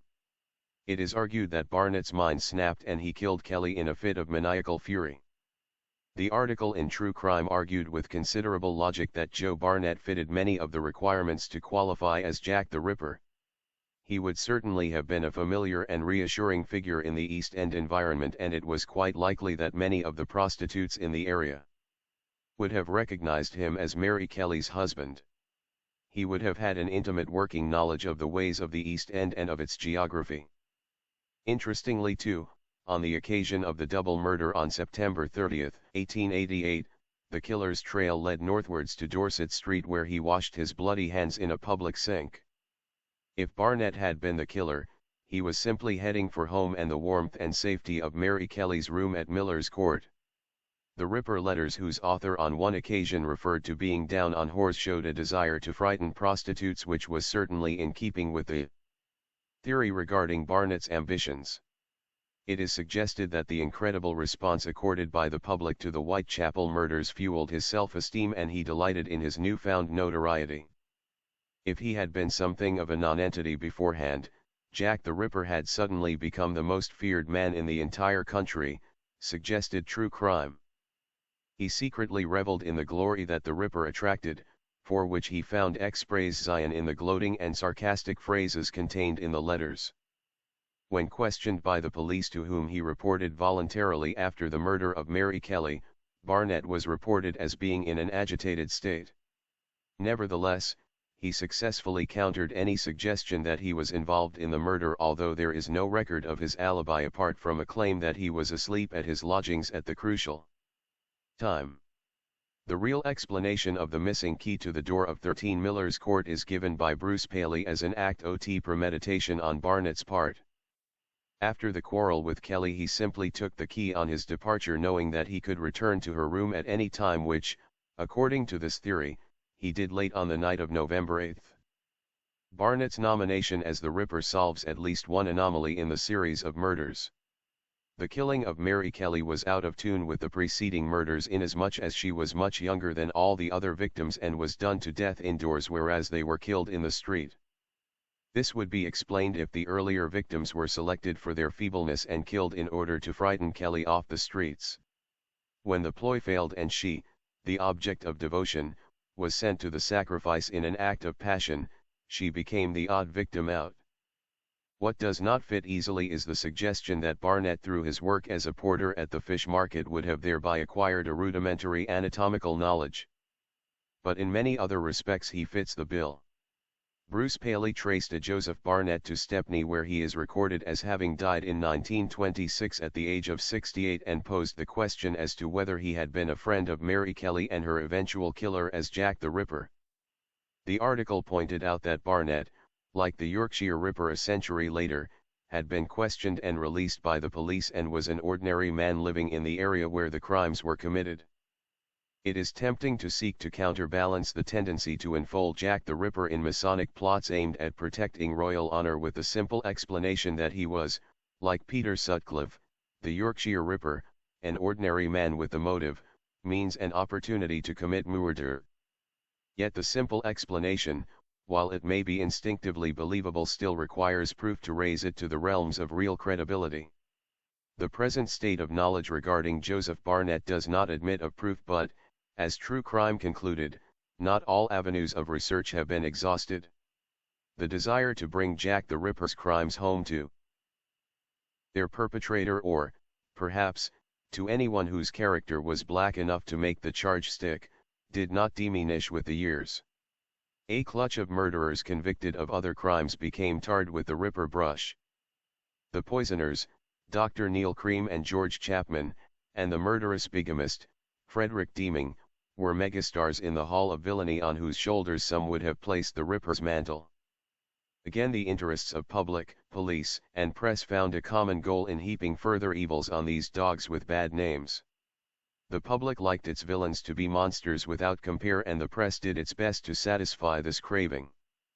As far as the police were concerned, apart from carrying out their duty, there was always the possibility of closing the file on their greatest unsolved murder case. Cream and Chapman had their individual claims to fame in the Ripper story, and both are dealt with in Chapter 3. Deeming, truly a jack of all trades, proved to be a master of murder, but was he also Jack the Ripper? Frederick Bailey Deeming, a black-hearted villain who murdered 2 wives and 4 of his children, was dubbed by the Australian newspapers the Jack the Ripper of the Southern Seas. This accusation stemmed from a report that while in custody at Perth he had confessed to 2 of the Ripper murders. After his execution, a plaster death mask was sent to Scotland Yard, where, according to Don Rumbelow, it was described to visitors as the death mask of Jack the Ripper. A contemporary piece of doggerel also pointed the finger at Deeming. On the 23rd of May, Frederick Deeming passed away. On the scaffold he did say "Tarata boom di. Tarata boom di. This is a happy day, an East End holiday, Jack the Ripper's gone away." 294 T. Deeming was born in Birkenhead in either 1853 or 1854, and abandoned his parents at the age of 14 when he ran away to sea. He traveled the world and opted for an elusive life by acquiring several aliases. He was variously known as Druin, George, Dawson, Lawson, Duncan, and Williams, to name but a few. It was as Albert O. Williams that he became acquainted with the Australian authorities in March 1892, and the newspapers painted him as a desperate ruffian. He was alleged to have married and murdered in at least 3 continents and to have committed a variety of frauds and extraordinary acts. Not least of these was the claim that he murdered a Zulu in the South African Cape with a jackknife and killed 13 lions in a single day. While deeming alias Williams was a black-hearted character, there were limits even to his infamy. When he gave up seafaring, he worked as a plumber and gas fitter and married a Birkenhead girl, Marie James. The couple had 4 children who, with their unfortunate mother, were destined to become pawns in Deeming's plans for murder. Those plans, carefully forayed, might have earned the stamp of perfection but for the arch-schemer's repetition of a successful modus operandi. In July 1891, Deeming appeared in Rainhill, at the time a town of some 2,000 inhabitants, east of Liverpool. He took the lease on a cottage called Dinham Villa, explaining that he was acting on behalf of a Colonel Brooks. He stayed with his family at a hotel while renovation work was carried out at the cottage. Colonel Brooks, he explained, hated uneven floors, and it was necessary, therefore, to have the stone floors covered with cement. "We go in for cementing," he commented. The lease was signed on July 24 and, having passed his wife off as his sister, he began to court Emily Mather, a local girl. For the next few days Deeming was kept busy at Dinham Villa and employed some laborers to assist him. Unknowingly they helped him entomb the bodies of his wife and children under the floor where he had concealed 295 of them. When the work was completed, he apparently sang and danced a hornpipe. On September 22, 1891, Deeming married Emily Mather at St. Anne's Church, Rainhill, and, a few weeks later, they travelled to Australia on board the Kaiser Wilhelm II using the name Williams. Fellow passengers on board the Imperial German Mail Line vessel later recalled some of the antics of Mr. Albert Williams. He told tall stories of his adventures in Mexico, the United States, India, and the Congo, and upset several of the ship's officers. He brought charges of theft against another passenger and usurped the doctor's responsibility by giving advice about heat exhaustion and other health matters.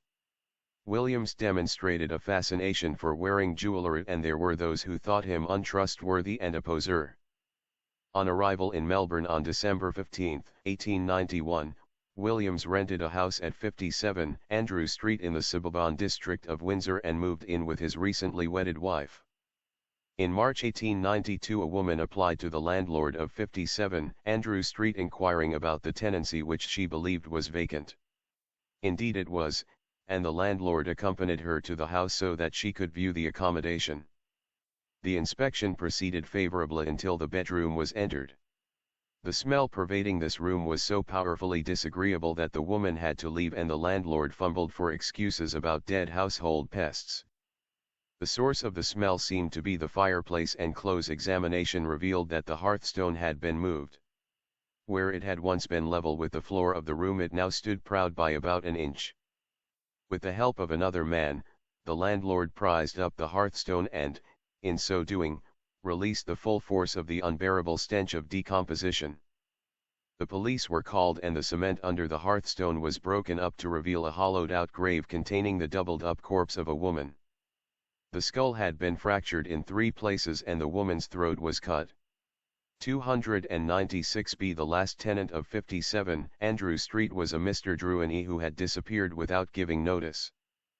From descriptions given by witnesses who had met Druin and by the discovery in the house of a luggage ticket, the police traced the man they wanted to interview to his arrival in Melbourne on board the Kaiser Wilhelm II as Mr. Williams.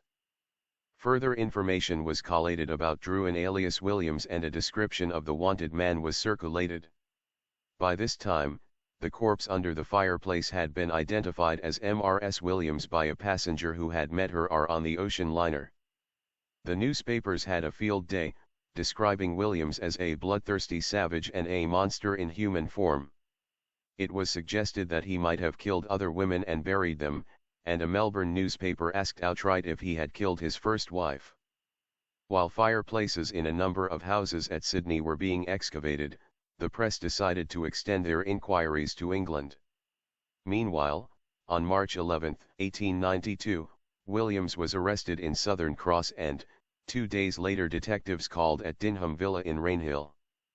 As details of the discovery of Emily W. Williams's body in Melbourne emerged in the British newspapers, so the police began to take an interest in Dinham Villa's fine cement floor. The cement was broken up and the original flagstones levered up in a back-breaking operation which eventually uncovered the bodies of a woman and 4 children. The woman's throat had been cut and the children had been either strangled or slashed across the throat. The discoveries at Rainhill were an overnight sensation and the road leading to Dinham Villa was thronged for weeks with curiosity seekers. Questions about the case were asked in the House of Commons, and at the inquest evidence of identification was given by one Albert Deeming, who tearfully declared that the murder victims were the wife and children of his brother, Frederick Bailey Deeming.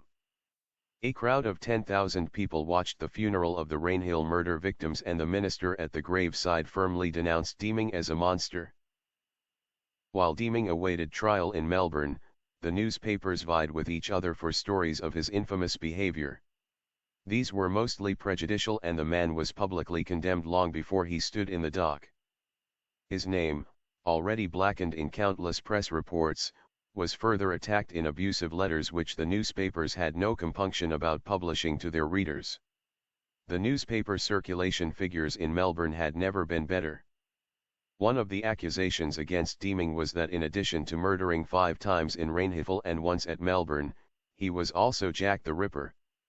He was said to have acknowledged this while detained in the Waterside lockup at Perth after his arrest. His lawyer, Richard S. Haynes, sought to dismiss this damaging rumor by writing to the leading newspapers. In a letter dated March 31, 1892, he wrote, "Have seen it published in the eastern colonies that Baron Swanston, another of Deeming's aliases, had confessed to me that he was the perpetrator of the Rainhill and Whitechapel murders. This statement is absolutely false and unfounded in every respect. The interests of justice and of a fair hearing for his client mentioned in Haynes's letter were not concepts which sold newspapers." Scurrilous stories continued to appear about Deeming and, in the minds of the public, Deeming's exploits in Rainhill and Melbourne were regarded as a continuation of the Ripper's activities in Whitechapel. On April 8, 1892, the Melbourne Evening Standard carried the headline, "Jack the Ripper, Deeming at Aldgate on the night of the Whitechapel murders." The report which followed originated from a London dressmaker who said that on the night Catherine Eddowes was murdered in Mitre Square, she was in the company of a man called Lawson. On the day following the murder her companion evinced an intimate knowledge of the mutilations of the murdered woman. She was convinced this man was Deeming. 298 Deeming's early career as a seafaring man now caught up with him, contributing to the general air of malice. There was a report from Halifax, Nova Scotia, that Deeming had received a letter written to him by Catherine Eddowes, and from Johannesburg and New York came stories linking his visits to the sinister presence of a Jack the Ripper. An Australian account placed him in Plymouth, Devon, in 1888 and added, "He left that place suddenly for London and 2 days later the Jack the Ripper murders commenced." Specimens of Deeming's handwriting were compared to those attributed to the Ripper and his motive for committing the Rainhill murder. Theirs was given as the need to silence his wife, Marie, who had learned his awful secret. And so it went on, in a clear demonstration of the old adage about giving a dog a bad name. A shop which sold cutlery in Melbourne was said to have been paid a visit by Deeming/Williams, who wanted some surgical knives cleaned. Suspicious marks on the knives were explained away by Deeming as lemon stains. On examining the implements, the cutler remarked, "Hello. These knives have done some work. They seem regular Jack the Rippers." J.S. O'Sullivan, in his book on Deeming, a most unique ruffian, commented that in the months leading up to the trial, no story was too absurd to be believed if it was to Deeming's discredit. The Melbourne Evening Standard published The Old Lady's Dream, in which a woman travelling on board a ship overheard a conversation from an adjoining berth: woman's voice, man's voice, woman, man, woman, man, if you say that again I shall expose you. What do you mean? Oh, nothing, Jack the Ripper. Silence. Go back to sleep. I cannot. You will sleep sound enough when you get on shore. When the old lady caught sight of this mystery man, he proved to be none other than Mr. Deeming, of course. The Evening Standard in its edition published 2 days before Deeming went on trial urged against haste in the proceedings, for although he was undoubtedly guilty of the murder at Windsor, time was needed to gather conclusive proof that he was also Jack the Ripper. Such was the confidence of this accusation that there was even talk of the police officers who had arrested Deeming sharing in the reward money which had been offered for the capture of Jack the Ripper. Deeming was tried in 1892 at Melbourne on the charge of murdering his wife Emily. He was tried under the name Albert O. Williams, and his defence counsel was a young barrister, Alfred Deakin, who later served on 3 exercises as Australia's Prime Minister. The proceedings were distinguished by contributions from both Deakin and Deeming. Deakin first argued that the body of the woman found buried under the floor at Windsor was not Emily Mather, and then sought to show that Deeming was not responsible for his acts on account of insanity. Deeming, on the final day of his trial, obtained the court's permission to address the jury. He spoke for an hour, occasionally referring to notes, and plainly declared that he had not been given a fair trial. In view of the shabby pre-trial publicity he had received, this criticism was more than justified. The initial reasonable tone of Deeming's speech gradually gave way to boastfulness and then to anger. He made accusations against his family and berated the prosecution witnesses. "The only 2 countries I have not been in," he said, "are New Zealand and Russia, and if I had done this thing, do you think I would remain in the colony? I may be a madman," he added, "and sometimes beside myself, but I don't think I would do that." The jury believed otherwise and returned a guilty verdict after 30 minutes deliberation. Asked by the judge if he had anything further to say, Deeming embarked on a second piece of oratory and told the court, "Though $301 may die for this, I shall not be dead long before they know my innocence." He asked the judge to spare him any lengthy speeches. "I have been here 4 days, and I have been here since 10 o'clock this morning, and it is time I was released from it," he said. Sentence of death was passed and Deeming went to the scaffold on May 23, 1892. In a letter to his brother he denied his guilt, but in a note of thanks to the prison chaplain, he wrote, "I did not intend to kill my poor Emily. I can only look upon my execution as a murder. Still, death will be a relief to me."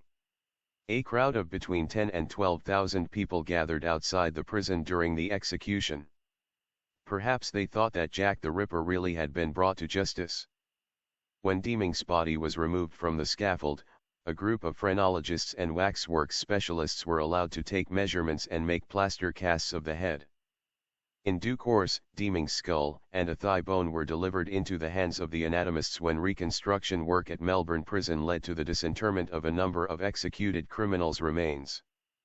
In February 1923, Sir William Colin Mackenzie, a noted anatomist, presented a paper to a meeting of the Anthropological Society of New South Wales. His subject was Frederick Bailey Deeming, whose skull he said bore a resemblance to the skull of the male gorilla. Sarle's Dictionary of Australian Biography described Deeming as extremely long-armed with other physical characteristics that suggested some affinity with the anthropoid apes. Poor Deeming, even in death he could not escape opprobrium. Refusal of an application at the time of his execution to turn his brain over for medical examination inspired this little verse, headed "A Buried Question." Was Deeming mad, and could his brain be reckoned rotten? What odds if he were sane or mad? Unopened let his skull remain whilst all the doctors rage in vain, till he's forgotten. Doubtless there were many who thought Deeming should have his head examined, but beyond showing that his cranial capacity of about 1,400 cubic centimeters was lower than the average for the normal adult male, 1,500 cubic centimeters, his anatomical remains produced only controversy. Deeming was a restless character who traveled widely and was always involved in some incident or other. Even during his sea voyages he usually managed to create a disturbance or draw attention to himself in some way. On his last voyage to England, the ship's captain threatened to put him in irons because of his unacceptable behavior towards a woman passenger. A considerable amount is known about his activities between the years 1881 and 1887 and a great deal about his movements between July 1891 and his death in May 1892. But the period between 1887 and 1891, crucial to any thesis nominating Deeming as Jack the Ripper, is more sketchy. It is known for certain that Deeming was arraigned on bankruptcy charges in Australia at the end of 1887. He appeared before Mr. Justice McFarland on December 15 and was sentenced to 14 days imprisonment at Darlinghurst Jail. After completing his sentence, Deeming left Sydney with his wife and children and travelled to South Africa, arriving at Cape Town in January 1888. He perpetrated frauds at Klerksdorp and Johannesburg where he posed as a mining engineer. At some stage during the year, he returned to Cape Town from whence he dispatched his wife and family to England. Deeming went on to Port Elizabeth where he was reported to be active as late as August 1889 before rejoining his family in Liverpool. This timing would seem to rule out Deeming as Jack the Ripper and, if a South African detective by the name of Brandt was correct, the Rainhill and Winster murderer was active in Johannesburg in September 1888. In the month that Jack the Ripper killed 3 women in Whitechapel, Deeming was accused of murdering 3 persons in South Africa, a former British Army officer and 2 natives. Brandt travelled to Melbourne in 1892 when 302 Deeming was in custody there and accused him of both fraud and murder. This would certainly have distanced Deeming from the events in London during the autumn of 1888. No doubt the thought of being branded as Jack the Ripper would have appealed to the ego of Mad Fred, as Deeming was dubbed by the newspapers.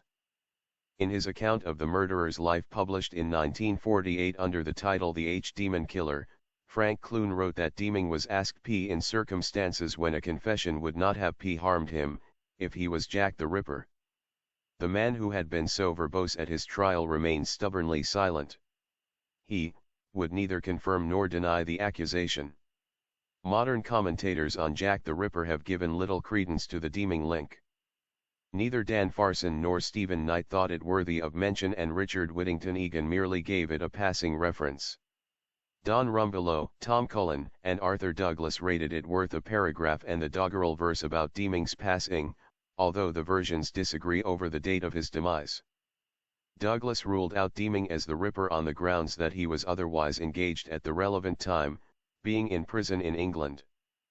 This was also the view of L. C. Douthwaite, who was adamant in his book Mass Murder, published in 1928, that Deeming could not have been the Whitechapel murderer as he was incarcerated at the time the murders were committed. Donald McCormick thought the Deeming link was a preposterous suggestion for which there is not the slightest foundation or any police evidence. He thought one of the attributable factors was a statement alleged to have been made by Deeming to the effect that he murdered the women because they spread a vile infection. Any reasonable interpretation of the facts suggests that Mad Fred's ambition lay much more with bigamy, fraud, and wife murder than with ridding the world of prostitutes. In 1962, while researching his Jack the Ripper in Fact and Fiction, Robin Odell received a number of letters from a gentleman living in Blackpool who claimed that his father was the Whitechapel murderer. This candidate for the Ripper was born in Dundee in 1873, which would have made him 15 years old at the time of the murders, and he worked as an apprentice to an engineer's wood pattern maker. Described by his son as an honest, kind, and gentle fellow, this teenage Ripper was an apprentice in more ways than one, it seems. Apparently, his master, a journeyman tradesman in his early 30s, contracted venereal disease from an East End prostitute and died at the London Hospital in 1889. Revenge against prostitutes who would be healthier dead was the familiar motive. The murder weapon was described as a Swedish lock knife. Another correspondent, in October 1970, informed Robin Odell that the copy of his book held at Beckenham Public Library in Kent had been annotated by a borrower. On the page containing the foreword by the late Dr. Lindesay News Tatter was a note written in red ink which declared, "Jack the Ripper died at Tooting Bec Hospital, Ward G3. No further information was offered in this cryptic note signed by M.A.B. This is all in much the same vein as an article published in the Daily Express on April 1, 1985 with the headline "Pub Skeleton Could Be Jack the Ripper." The dramatic discovery was reported of a skeleton in the bricked-up cellar of the old Bull and Bush public house in North End Road, Hampstead. Remnants of clothing attached to the bones indicated that the individual had been a toff, and the presence of rusting surgical knives suggested his likely profession. Preliminary tests on the remains were thought to indicate that the teeth might be matched to curious wounds found on the victims' bodies. It was believed that the man may have been hiding in the cellar when he was overcome by the lack of ventilation and was entombed when building work was put in hand to seal off the cellar at the end of the last century. There were numerous local accounts claiming that the pub was 304 haunted by a Victorian gentleman.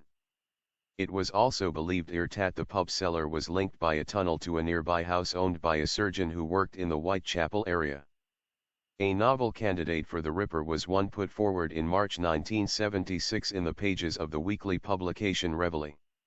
Asking the question, was the most notorious murderer in British history a pasty-faced fish-gutter who could never make love? The paper carried an account of Charlie the Ripper based on the beliefs of Mrs. Carmen Rogers, a medium. She described the Ripper as a nondescript sort of man with a thin face and pasty complexion, but deceptively strong in the arms and hands. He was aged about 34 or 35 and worked in the fish trade. Unable to form a normal sexual relationship with a woman, he worked off his frustration by killing and mutilating prostitutes. Ripping them was the only way he could get inside a woman, was the graphic description of his motive. While this has the ring of psychological truth about it, the suggestion that he stopped from a sense of self-preservation does not hold up. Carmen Rogers believed that Jack the Ripper took one of his victims, probably Annie Chapman, to the Fenbells public house in Commercial Street, Whitechapel, before murdering her in Hanbury Street. Now renamed the Jack the Ripper, the public house operates from its original 18th century building and contains an attic room in which a number of disturbing phenomena have occurred. The glass in the window which opens out onto the slated roofs of Whitechapel frequently breaks for no apparent reason, and it has been known for a radio placed in the room to switch itself on. It is suggested that the room was used by one of the barmaids who was also a part-time prostitute. Perhaps she was entertaining the Ripper when the manhunt for him came too close and he made his escape out of the window and across the rooftops. Perhaps this was one of the room's secrets, perhaps indeed. Chapter 9. Summing up, perhaps you the reader will consider yourself a member of a jury trying the Jack the Ripper murders case. You have been selected for jury service, one of a select band of 12 men and women, to try England's most notorious murderer, in absentia, of course. Your task is to weigh the evidence and consider the burden of proof. A great deal of testimony has been heard, some of it expert but most of it from ordinary witnesses relying on their memories of great events or powers of observation and interpretation. As is customary in these proceedings, a judicial summing up is given to assist you to distinguish between what is important and that which is peripheral in order to help you reach a verdict. The case you have before you is a most unusual one. In every other murder trial there has been no doubt whatever about the identity of the defendant, and very little about those of the victims. But in considering the facts of the present case, which took place a century ago, we are confronted with a situation in which we are deprived of both these basic certainties. There is some doubt as to whether there were 5, 6, or even, possibly, 10 victims. Worse still, we seem to have at least a dozen defendants. It is therefore necessary to begin by pointing out to you an obvious yet extremely important fact, that at least 11 of these defendants are completely innocent of the crimes with which you have heard them charged. It is important to understand this because the various counsels for the prosecution have not only presented their cases with admirable skill, but have also, without exception, been totally convinced of the guilt of their candidate. Now the law has nothing whatever to do with this kind of conviction. Our task is a purely scientific one, to endeavor, to the best of our ability, to weigh the evidence, and to decide, upon purely logical criteria, how much of it can be taken seriously. Powerful convictions and imaginative prejudices have no place in this courtroom. Before we consider these candidates in more detail, please consider a remark made earlier in the course of this trial, that no theory of the Ripper's identity makes sense that fails to recognize that he was a sadistic maniac. Imagine that you are holding a knife in your hand, and that you are about to make stab wounds in a tailor's dummy lying at your feet. Now make 39 stabbing motions with your knife. Notice how long it takes. After about a dozen stabs it seems pointless to continue, your victim is already dead. For a man to administer more than 24 stab wounds, he must have been in the grip of a passion akin to sexual frenzy. Members of the jury, it makes no difference whether you decide that the murder in question that of Martha Turner was committed by the man who murdered 5 other women in Whitechapel. The point is that the murderer of Martha Turner must have been a sadistic maniac, not a man with some other motive, such as a desire to discourage prostitutes or to eliminate a blackmailer. And the same applies to the man who, having been interrupted when killing Elizabeth Stride, immediately went off in search of another victim, whom he then disemboweled, and to the man who spent 2 hours 308 inflicting horrible injuries on the body of Marie Jeanette Kelly. The Ripper may have had some secondary motivation, such as a desire for revenge on a prostitute who had infected him or someone he loved with venereal disease. But the evidence shows that the primary motive must have been sexual sadism. And from our knowledge of other similar cases, we are in a position to state that such a man remains in the grip of his sadistic obsession, and usually continues to commit similar crimes either until he is caught, or until he is interrupted by death or by confinement in some place from which he cannot escape, such as a lunatic asylum. Since Jack the Ripper was never caught, it seems to me highly likely that one of the other 2 alternatives must apply. What is being suggested is that before you begin your deliberations about any individual suspect, you should first of all be quite clear in your mind about the mind of person you are looking for. You would be well advised to familiarize yourselves with other killers who were driven by perverse sexual urges, such as Peter Kierton, the Dusseldorf sadist, Earl Nelson, Albert Fish, and Peter Sutcliffe, the Yorkshire Ripper. There is only one thing we can say about Jack the Ripper with absolute certainty, that he was a man who was driven by what one psychiatrist, Melvin Reinhardt, has called mutilation madness. As soon as this is clearly grasped, we can see that the basic weakness in many of the theories of the killer's identity is a certain lack of psychological realism. The proponents of these theories are approaching the problem in the spirit of a writer of detective fiction rather than of a criminologist or a policeman looking for a real murderer. So, for example, William Stewart takes as his starting point his discovery that the last victim, Mary Kelly, was pregnant, and evolves from this a theory that Jack the Ripper was a woman, most likely a midwife/abortionist, who escaped detection by burning her own blood-stained garments and dressing up in the clothes of the victim. He goes on to name a suspect, Mary Eleanor Piercy, executed in December 1890 for the murder of her lover's wife and baby. Though not a midwife, her modus operandi resembled the Ripper's. But Mrs. Piercy, described as small and insignificant looking, murdered Phoebe Hogg because she was the victim of a violent passion for Mrs. Hogg's husband Frank. She begged him to come and see her in prison, but he refused. It is impossible to imagine this lovesick young woman. She was only 24 at the time of her execution in 1890, killing prostitutes for the sheer joy or murder. And it is equally difficult to imagine any woman performing the mutilations that make the nickname Jack the Ripper so appropriate.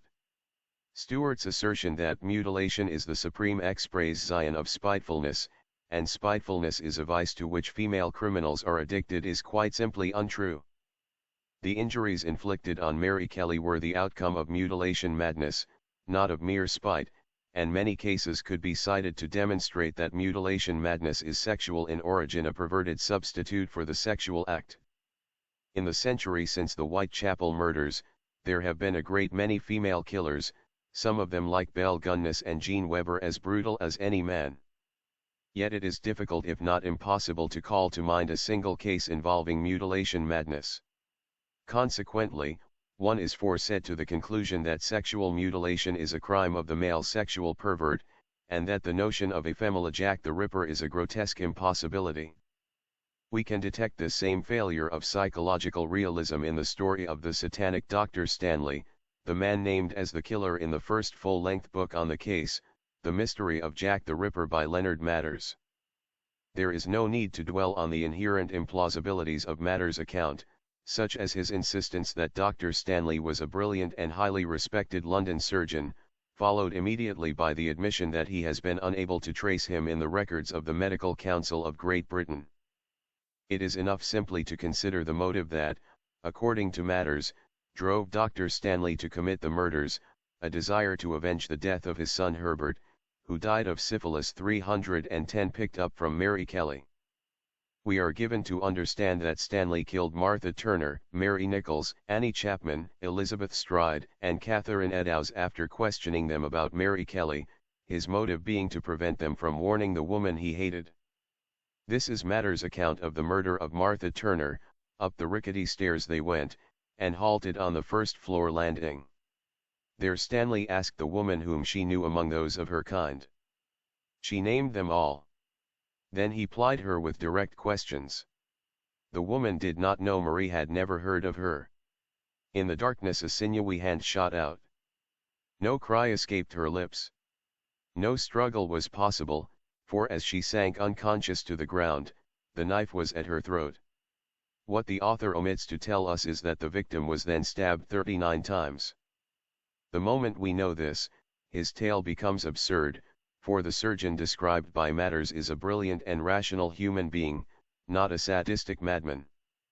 Like Stewart, Matters has approached the crimes in the spirit of Agatha Christie rather than of Sir Bernard Spilsbury. He has simply failed to grasp the psychological reality behind the murders. The same weakness seems to characterize a number of the other theories. For example, Dr. Stowell's identification of the Ripper with the Duke of Clarence, and Michael Harrison's suggestion that he was a homosexual poet. J.K. Stephen Stowell attempts to explain his suspect's mutilation madness by saying, with his father's friends he stalked deer on the family estate in Scotland.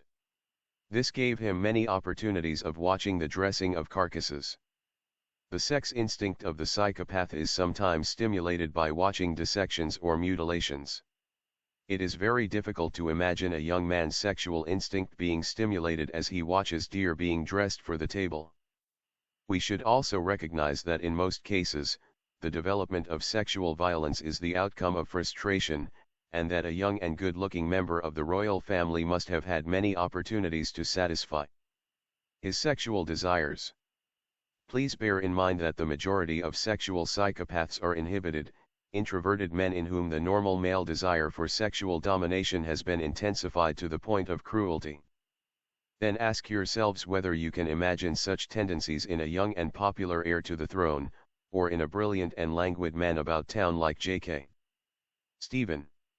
The notion that venereal disease or a blow on the head could turn a normal young man into a sadistic mutilator of women seems inherently unlikely, otherwise the incidence of sadistic sex crime would be far higher than it is. We may also apply this argument to Oscar Wilde's friend Frank Miles, a painter who was committed to an asylum near Bristol in 1887 with syphilis, and who died of general paralysis of the insane in 1891. Miles was apparently a bisexual, with an odd predilection for exhibiting himself to young girls. But by the time he and Wilde separated in 1881, Miles was well on his way to becoming a successful and fashionable painter. This combination of qualities, artistic talent, homosexuality, and sexual exhibitionism, seems totally at variance with our psychological profile of Jack the Ripper, with his grim obsession with mutilation. and since there is no evidence whatever to suggest that Miles left the mental home after 1887, we may safely dismiss the case against him. Psychologically speaking, Donald McCormick's murderer, Alexander Padashenko, the homicidal maniac from Tver, sent to England by the Tsarist government to embarrass the British police, is a far more likely candidate. For Jack the Ripper undoubtedly was a homicidal maniac. Unfortunately, the evidence for Padashenko's existence is based upon the word of a notoriously dishonest journalist, William L. E. Kerr. In Things I Know, published in 1923, L. E. Kerr claims that after the Russian Revolution, the Kerensky government allowed him to see a manuscript called Great Russian Criminals, written in French by the mad monk Rasputin. It was found, according to L. E. Kerr, in the cellar of Rasputin's house in St. Petersburg. In fact, 312 Rasputin had no cellar. He lived in a flat on the third floor and he did not speak a word of French. L. E. Kerr's reliability may be gauged by a book he wrote about Rasputin called Minister of Evil, in which he claims that Rasputin worked as a German spy during the First World War, and even went on a secret mission to Berlin, during which he had an interview with the Kaiser. The book claims to be a translation of a manuscript by Rasputin's Italian secretary Raevsky, a person who never existed. A glance at any reputable biography of Rasputin will reveal that he was a patriotic Russian, and that he never left Russia during the war. You will probably agree, therefore, that there would be no point in wasting further time on L. E. Kerr's totally unsubstantiated story about Padashenko. So far, our suspects have fallen into two rather disappointing groups, those whose very existence is doubtful like Dr. Stanley, Padashenko, and Jill the Ripper, and those who, although they undoubtedly existed, seem to be unconnected to the murders by any genuine thread of evidence. For the sake of completeness, we should also consider Robin Odell's theory that the Ripper was a Jewish slaughterman or Shachath, which seems to fall somewhere between the two. Odell points out that there is no evidence that the Ripper possessed the medical skill of a surgeon, but that he certainly possessed the kind of basic anatomical knowledge required by a butcher or Shachath. Unfortunately, he has no specific candidate to suggest, and points out that the records of the London Board of Shechita were destroyed in an air raid in 1940. It seems doubtful, in any case, that these records could have offered any clue to Jack the Ripper's identity. This is the main objection to Odell's theory, that it is too general to be either proved or disproved. Unless more positive evidence can be discovered, the theory must be regarded as a useful but unverifiable suggestion. Daniel Farson's identification of the Ripper as Montague John Druitt is the most interesting and plausible theory so far. Here, at last, there is a thread of evidence to connect the suspect with the murders. In his autobiography Days of My Years, published in 1914, Sir Melville Macnaghten states, although the Whitechapel murderer, in all probability, put an end to himself soon after the Dorset Street affair in November 1888, certain facts, pointing to this conclusion, were not in the possession of the police till some years after I became a detective officer. Macnaghten joined the force, as Assistant Commissioner, in June 1889, at the age of 36. The Dorset Street affair had taken place 7 months earlier. Macnaghten adds little more information in this chapter except to say that the probability is that, after his awful glut on this occasion, his brain gave way altogether and he committed suicide. The man, of course, was a sexual maniac in Mysteries of the Police and Crime. Major Arthur Griffiths, writing 10 years after the murders, has slightly more to say. He notes that by the time of the Miller's Court murder, the police had brought their investigations to the point of strongly suspecting several persons, all of them known to be homicidal lunatics, and against 3 of these they held very plausible and reasonable grounds of suspicion.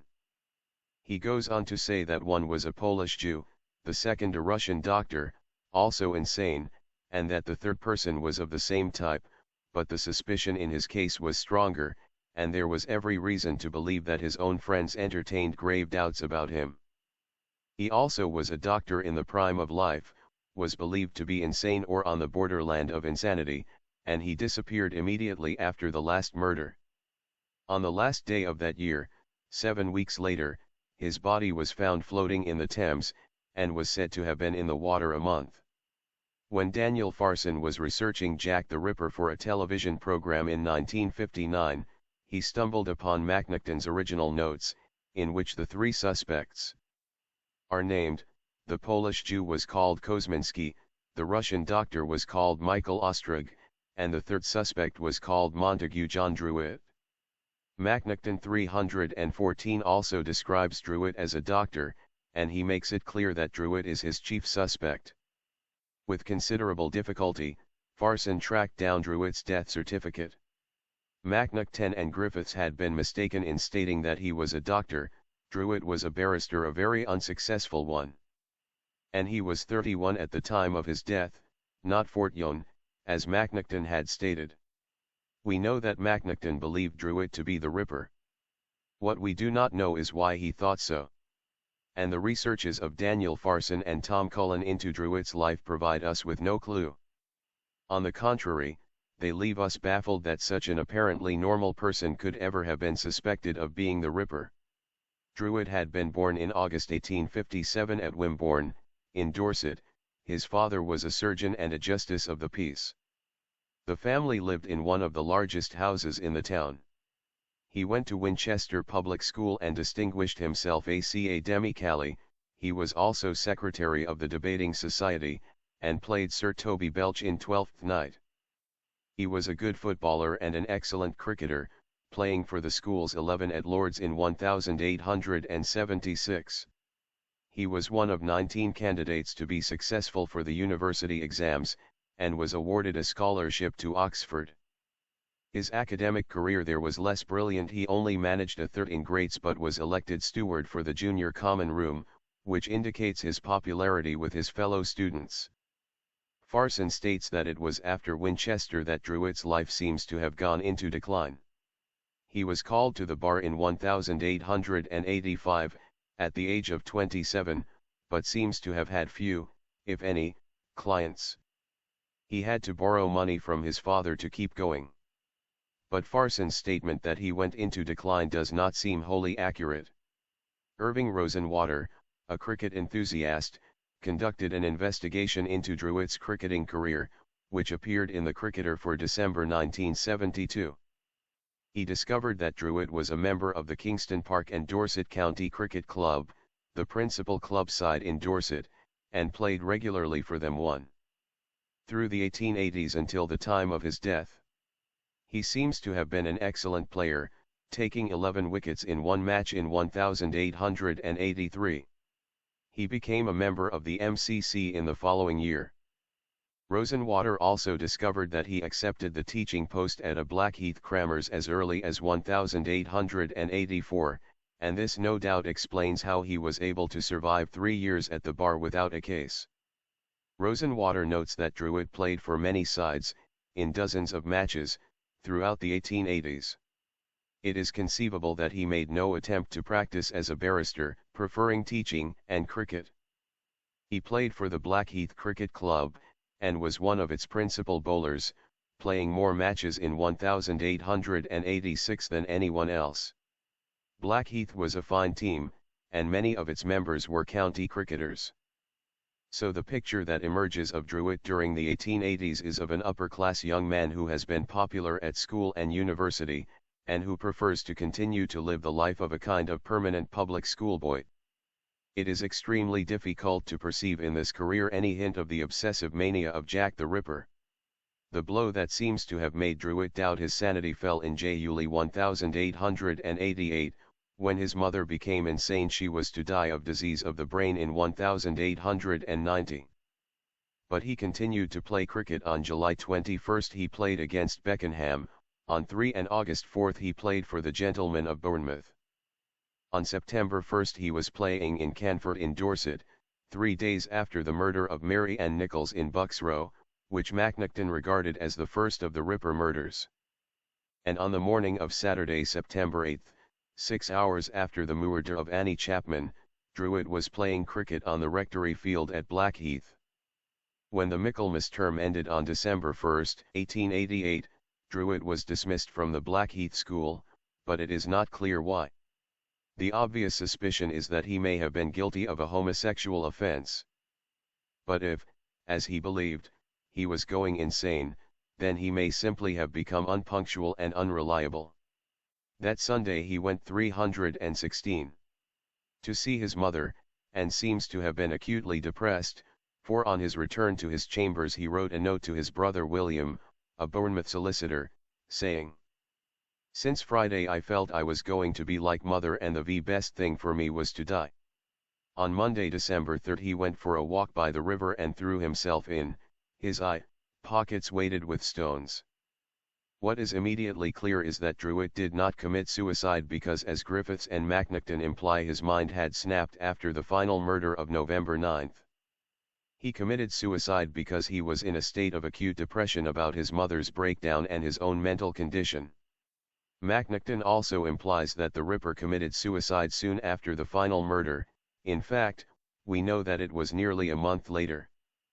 Albert Backert, a member of the Whitechapel Vigilance Committee, complained to the police in March 1889 that they were being too complacent because there had been no new Ripper murders in 5 months, and was told that the Vigilance Committee could be disbanded because the Ripper was known to be dead.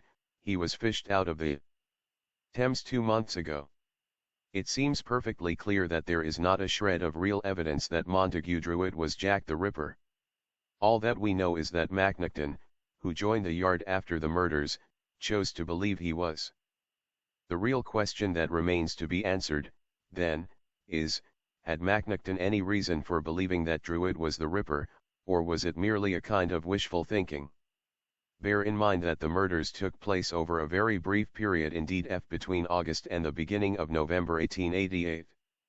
We are told by Macnaghten, "No one who was living in London that autumn will forget the terror created by these murders. Even now I can recall the foggy evenings, and hear again the raucous cry of the newspaper boys, 'Another horrible murder, murder, mutilation, Whitechapel.' Such was the burden of their ghastly song, and when the double murder of 30 September took place, the exasperation of the public at the non-discovery of the perpetrator knew no bounds. This exasperation became so great that the Commissioner of Police, Sir Charles Warren, was forced to resign on the eve of Mary Kelly's murder. And then, after this particularly horrific crime, the murders ceased. Why? What had happened? The natural assumption was that the murderer had committed suicide, or been confined in a mental home. Griffiths mentions both these possibilities, so it is clear that he does not take it for granted that Druitt was the Ripper. Yet his wording is close enough to that of Macnaghten's notes made in 1894 to make it relatively certain that he was quoting Macnaghten. He also repeats Macnaghten's assertion that the body of the suspect was taken from the Thames 7 weeks after the murder of Mary Kelly. So we can see that although Griffiths is aware of the Druitt theory, he does not wholly accept it. But then Macnaghten, who apparently did accept it, reveals that he knows very little about Druitt. In his memoirs he says, "I do not think there was anything of religious mania about the real Simon Pure, i.e. Jack the Ripper. I incline to the belief that the individual who held up London in terror resided with his own people, that he absented himself from home at certain times, and that he committed suicide on or about the 10th of November 1888. This is completely incomprehensible. It would surely be reasonable to assume that if Druitt was one of 3 chief suspects after the last murder, the police would have checked on his background. They would have visited the Blackheath School to find out why he was dismissed, and would have known that he lived in chambers at 9 King's Bench Walk in the Temple.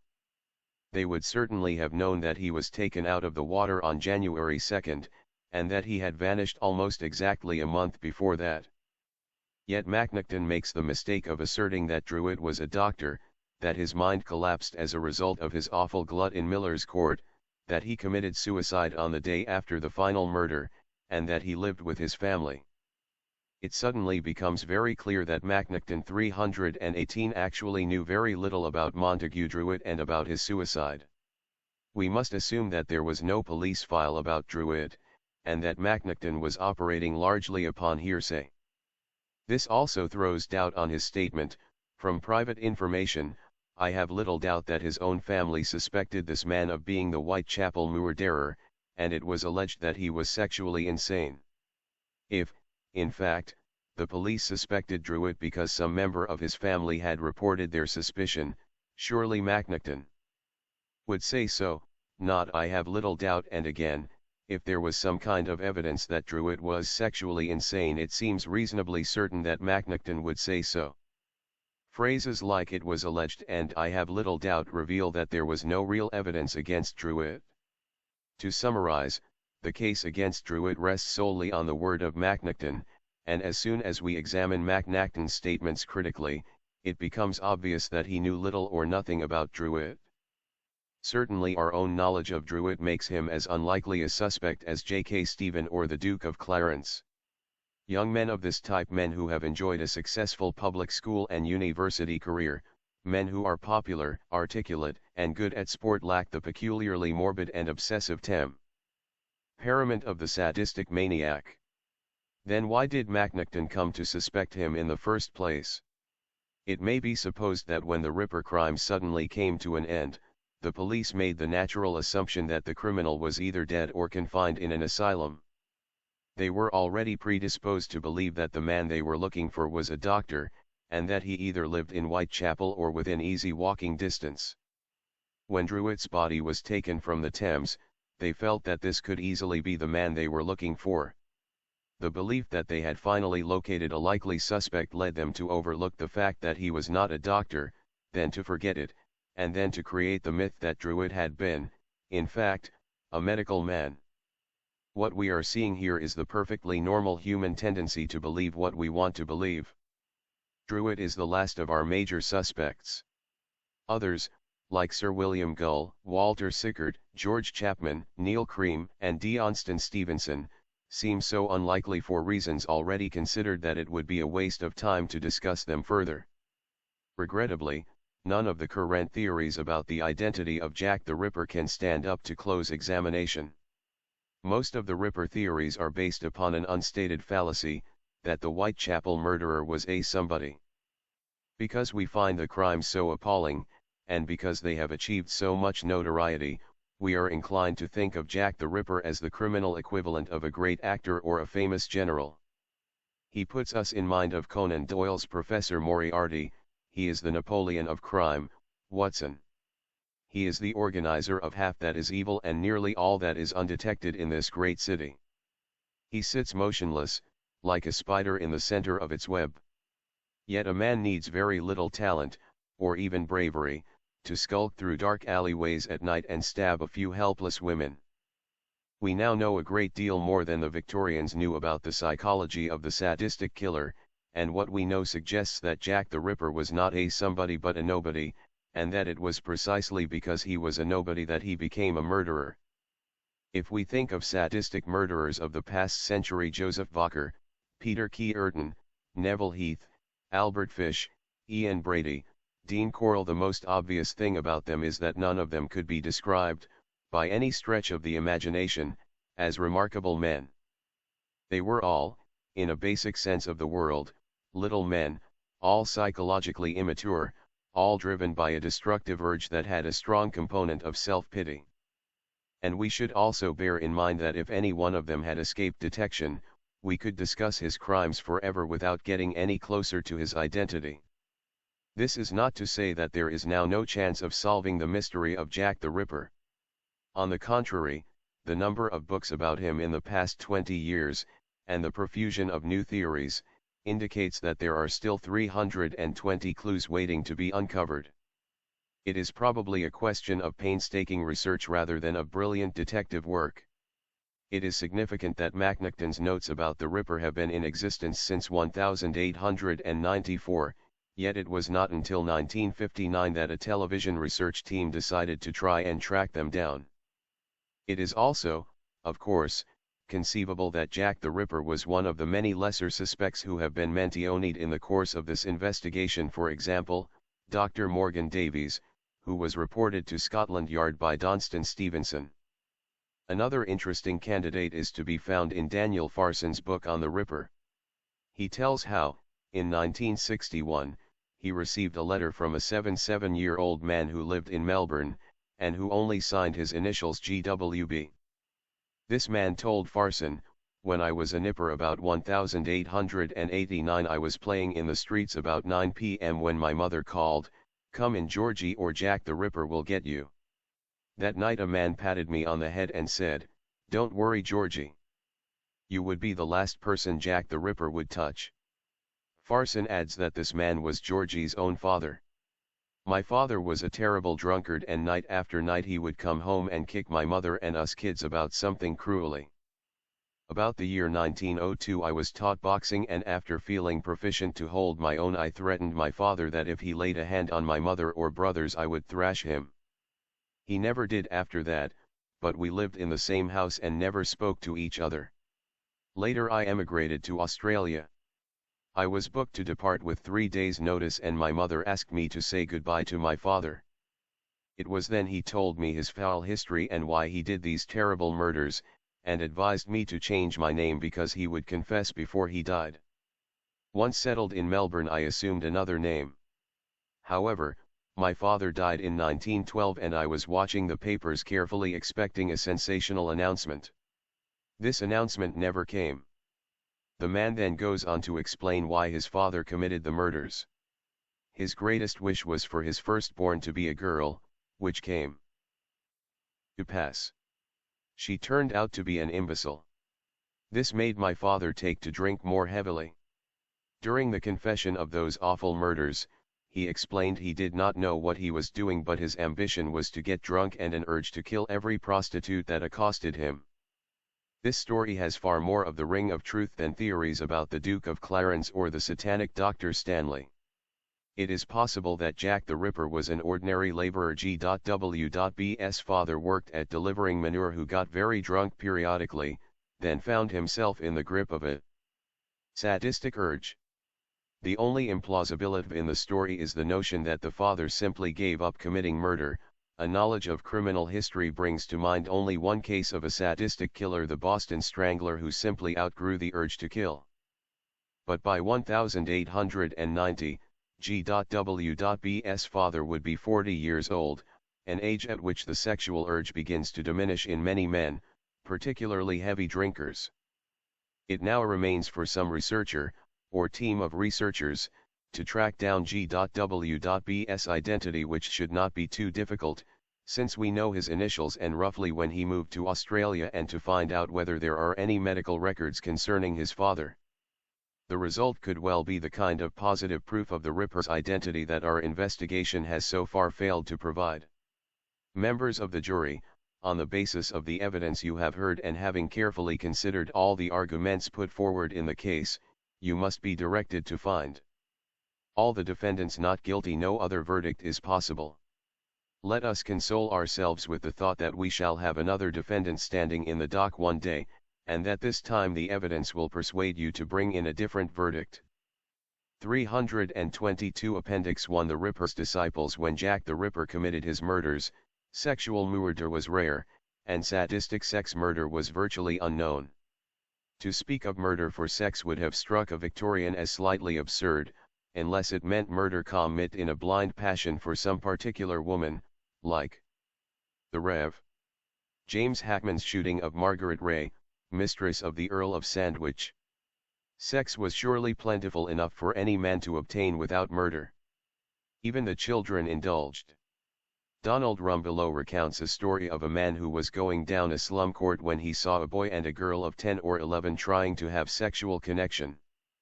He pulled the lad off, and the boy protested, "Why do you take hold of me? There are a dozen of them at it down there." The Jack the Ripper murders were the first sex crimes in our modern sense of the word, although I would be perfectly willing to concede that anyone with an intimate knowledge of continental or oriental crime might find a better candidate. Yet when we compare them with later sex crimes, one obvious and immediate difference emerges. Nearly all later sex murders involved sexual intercourse, or an attempt at it. But as far as we know, the Ripper's sole motivation was to disembowel his victims, although, of course, we do not know enough about the post-mortem on Mary Kelly to know whether intercourse had taken place. This is why his contemporaries were inclined to see them as crimes of revenge, of a man Wr Ho had a down on whores. And although it is perfectly conceivable that he had a down on whores perhaps because he had contracted venereal disease from one of them, the mutilations make it clear that he was driven by an obsessive sexual fever. This means the ordinary sex crimes do not offer us a great deal of insight into the psychology of Jack the Ripper. In 1895, a 24-year-old Sunday school superintendent, Theodore Durant, lured two girls into a Baptist church in San Francisco and raped and murdered them both. In 1902, a man who called himself John Bennett advertised for a babysitter in San Francisco, and raped and mutilated the 15-year-old girl, Nora Fuller, who applied. In America, sex crimes of this type became increasingly frequent after the turn of the century, while in Europe they continued to be rare. And this is undoubtedly because America was more of a melting pot than Europe, where old traditional values continued to exert their influence. It is significant that San Francisco was more of a melting pot than most American cities. It indicates clearly what should probably be obvious in any case, that sex crimes are related to social stress, to a lack of a sense of roots. In Europe in the 1890s, two of the worst sex criminals, Joseph Bacher, the French Ripper, and the German Ludwig Tesno, were both traveling journeymen, with no permanent home. Bacher, a man who had spent some time in a lunatic asylum, raped and disemboweled 14 people, males as well as females, between 1894 and 1897. Bacher was bisexual. He was caught in the act when attempting to strangle a peasant woman, and later executed. Tesno murdered young children 4 altogether, then literally hacked them to pieces. He was convicted when stains on his clothes, which he claimed to be wood stain, were proved to be human blood, by the new method developed by Paul Uhlenhuth. Germany was to produce some of the worst sex murderers of the first half of the 20th century: Fritz Haarmann, George Grossman, Adolf Seefeld, Karl Denke, Peter Kierten, Rudolf Plee, Heinrich Pomrenke, Werner Bust.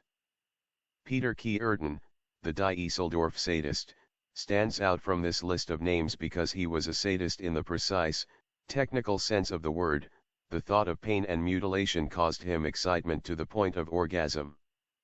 The others were simply sex killers, in the sense of being 324 motivated by sexual desire, although Grossman ate his victims and Haarmann sold them for meat. Kierten, who murdered 8 people in an orgy of killing in 1929, was morbidly fascinated by the sight or even the thought of blood. His sadism had developed during long periods of solitary confinement in prison, when his sexual fantasies became steadily more violent, a consequence of the law of diminishing returns. The result was that when he came out of prison, he found sex unsatisfactory unless it was accompanied by violence or pain. He made a habit of playfully throttling his girlfriends during intercourse, and many of them seemed to have found this completely natural.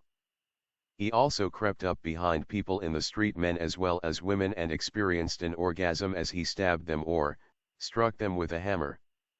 As soon as he had experienced orgasm, he lost interest in the victim, which is why many who were attacked escaped with their lives. Just before his execution by beheading, he told the police doctor that his greatest wish was to hear the sound of his own blood dripping into the basket.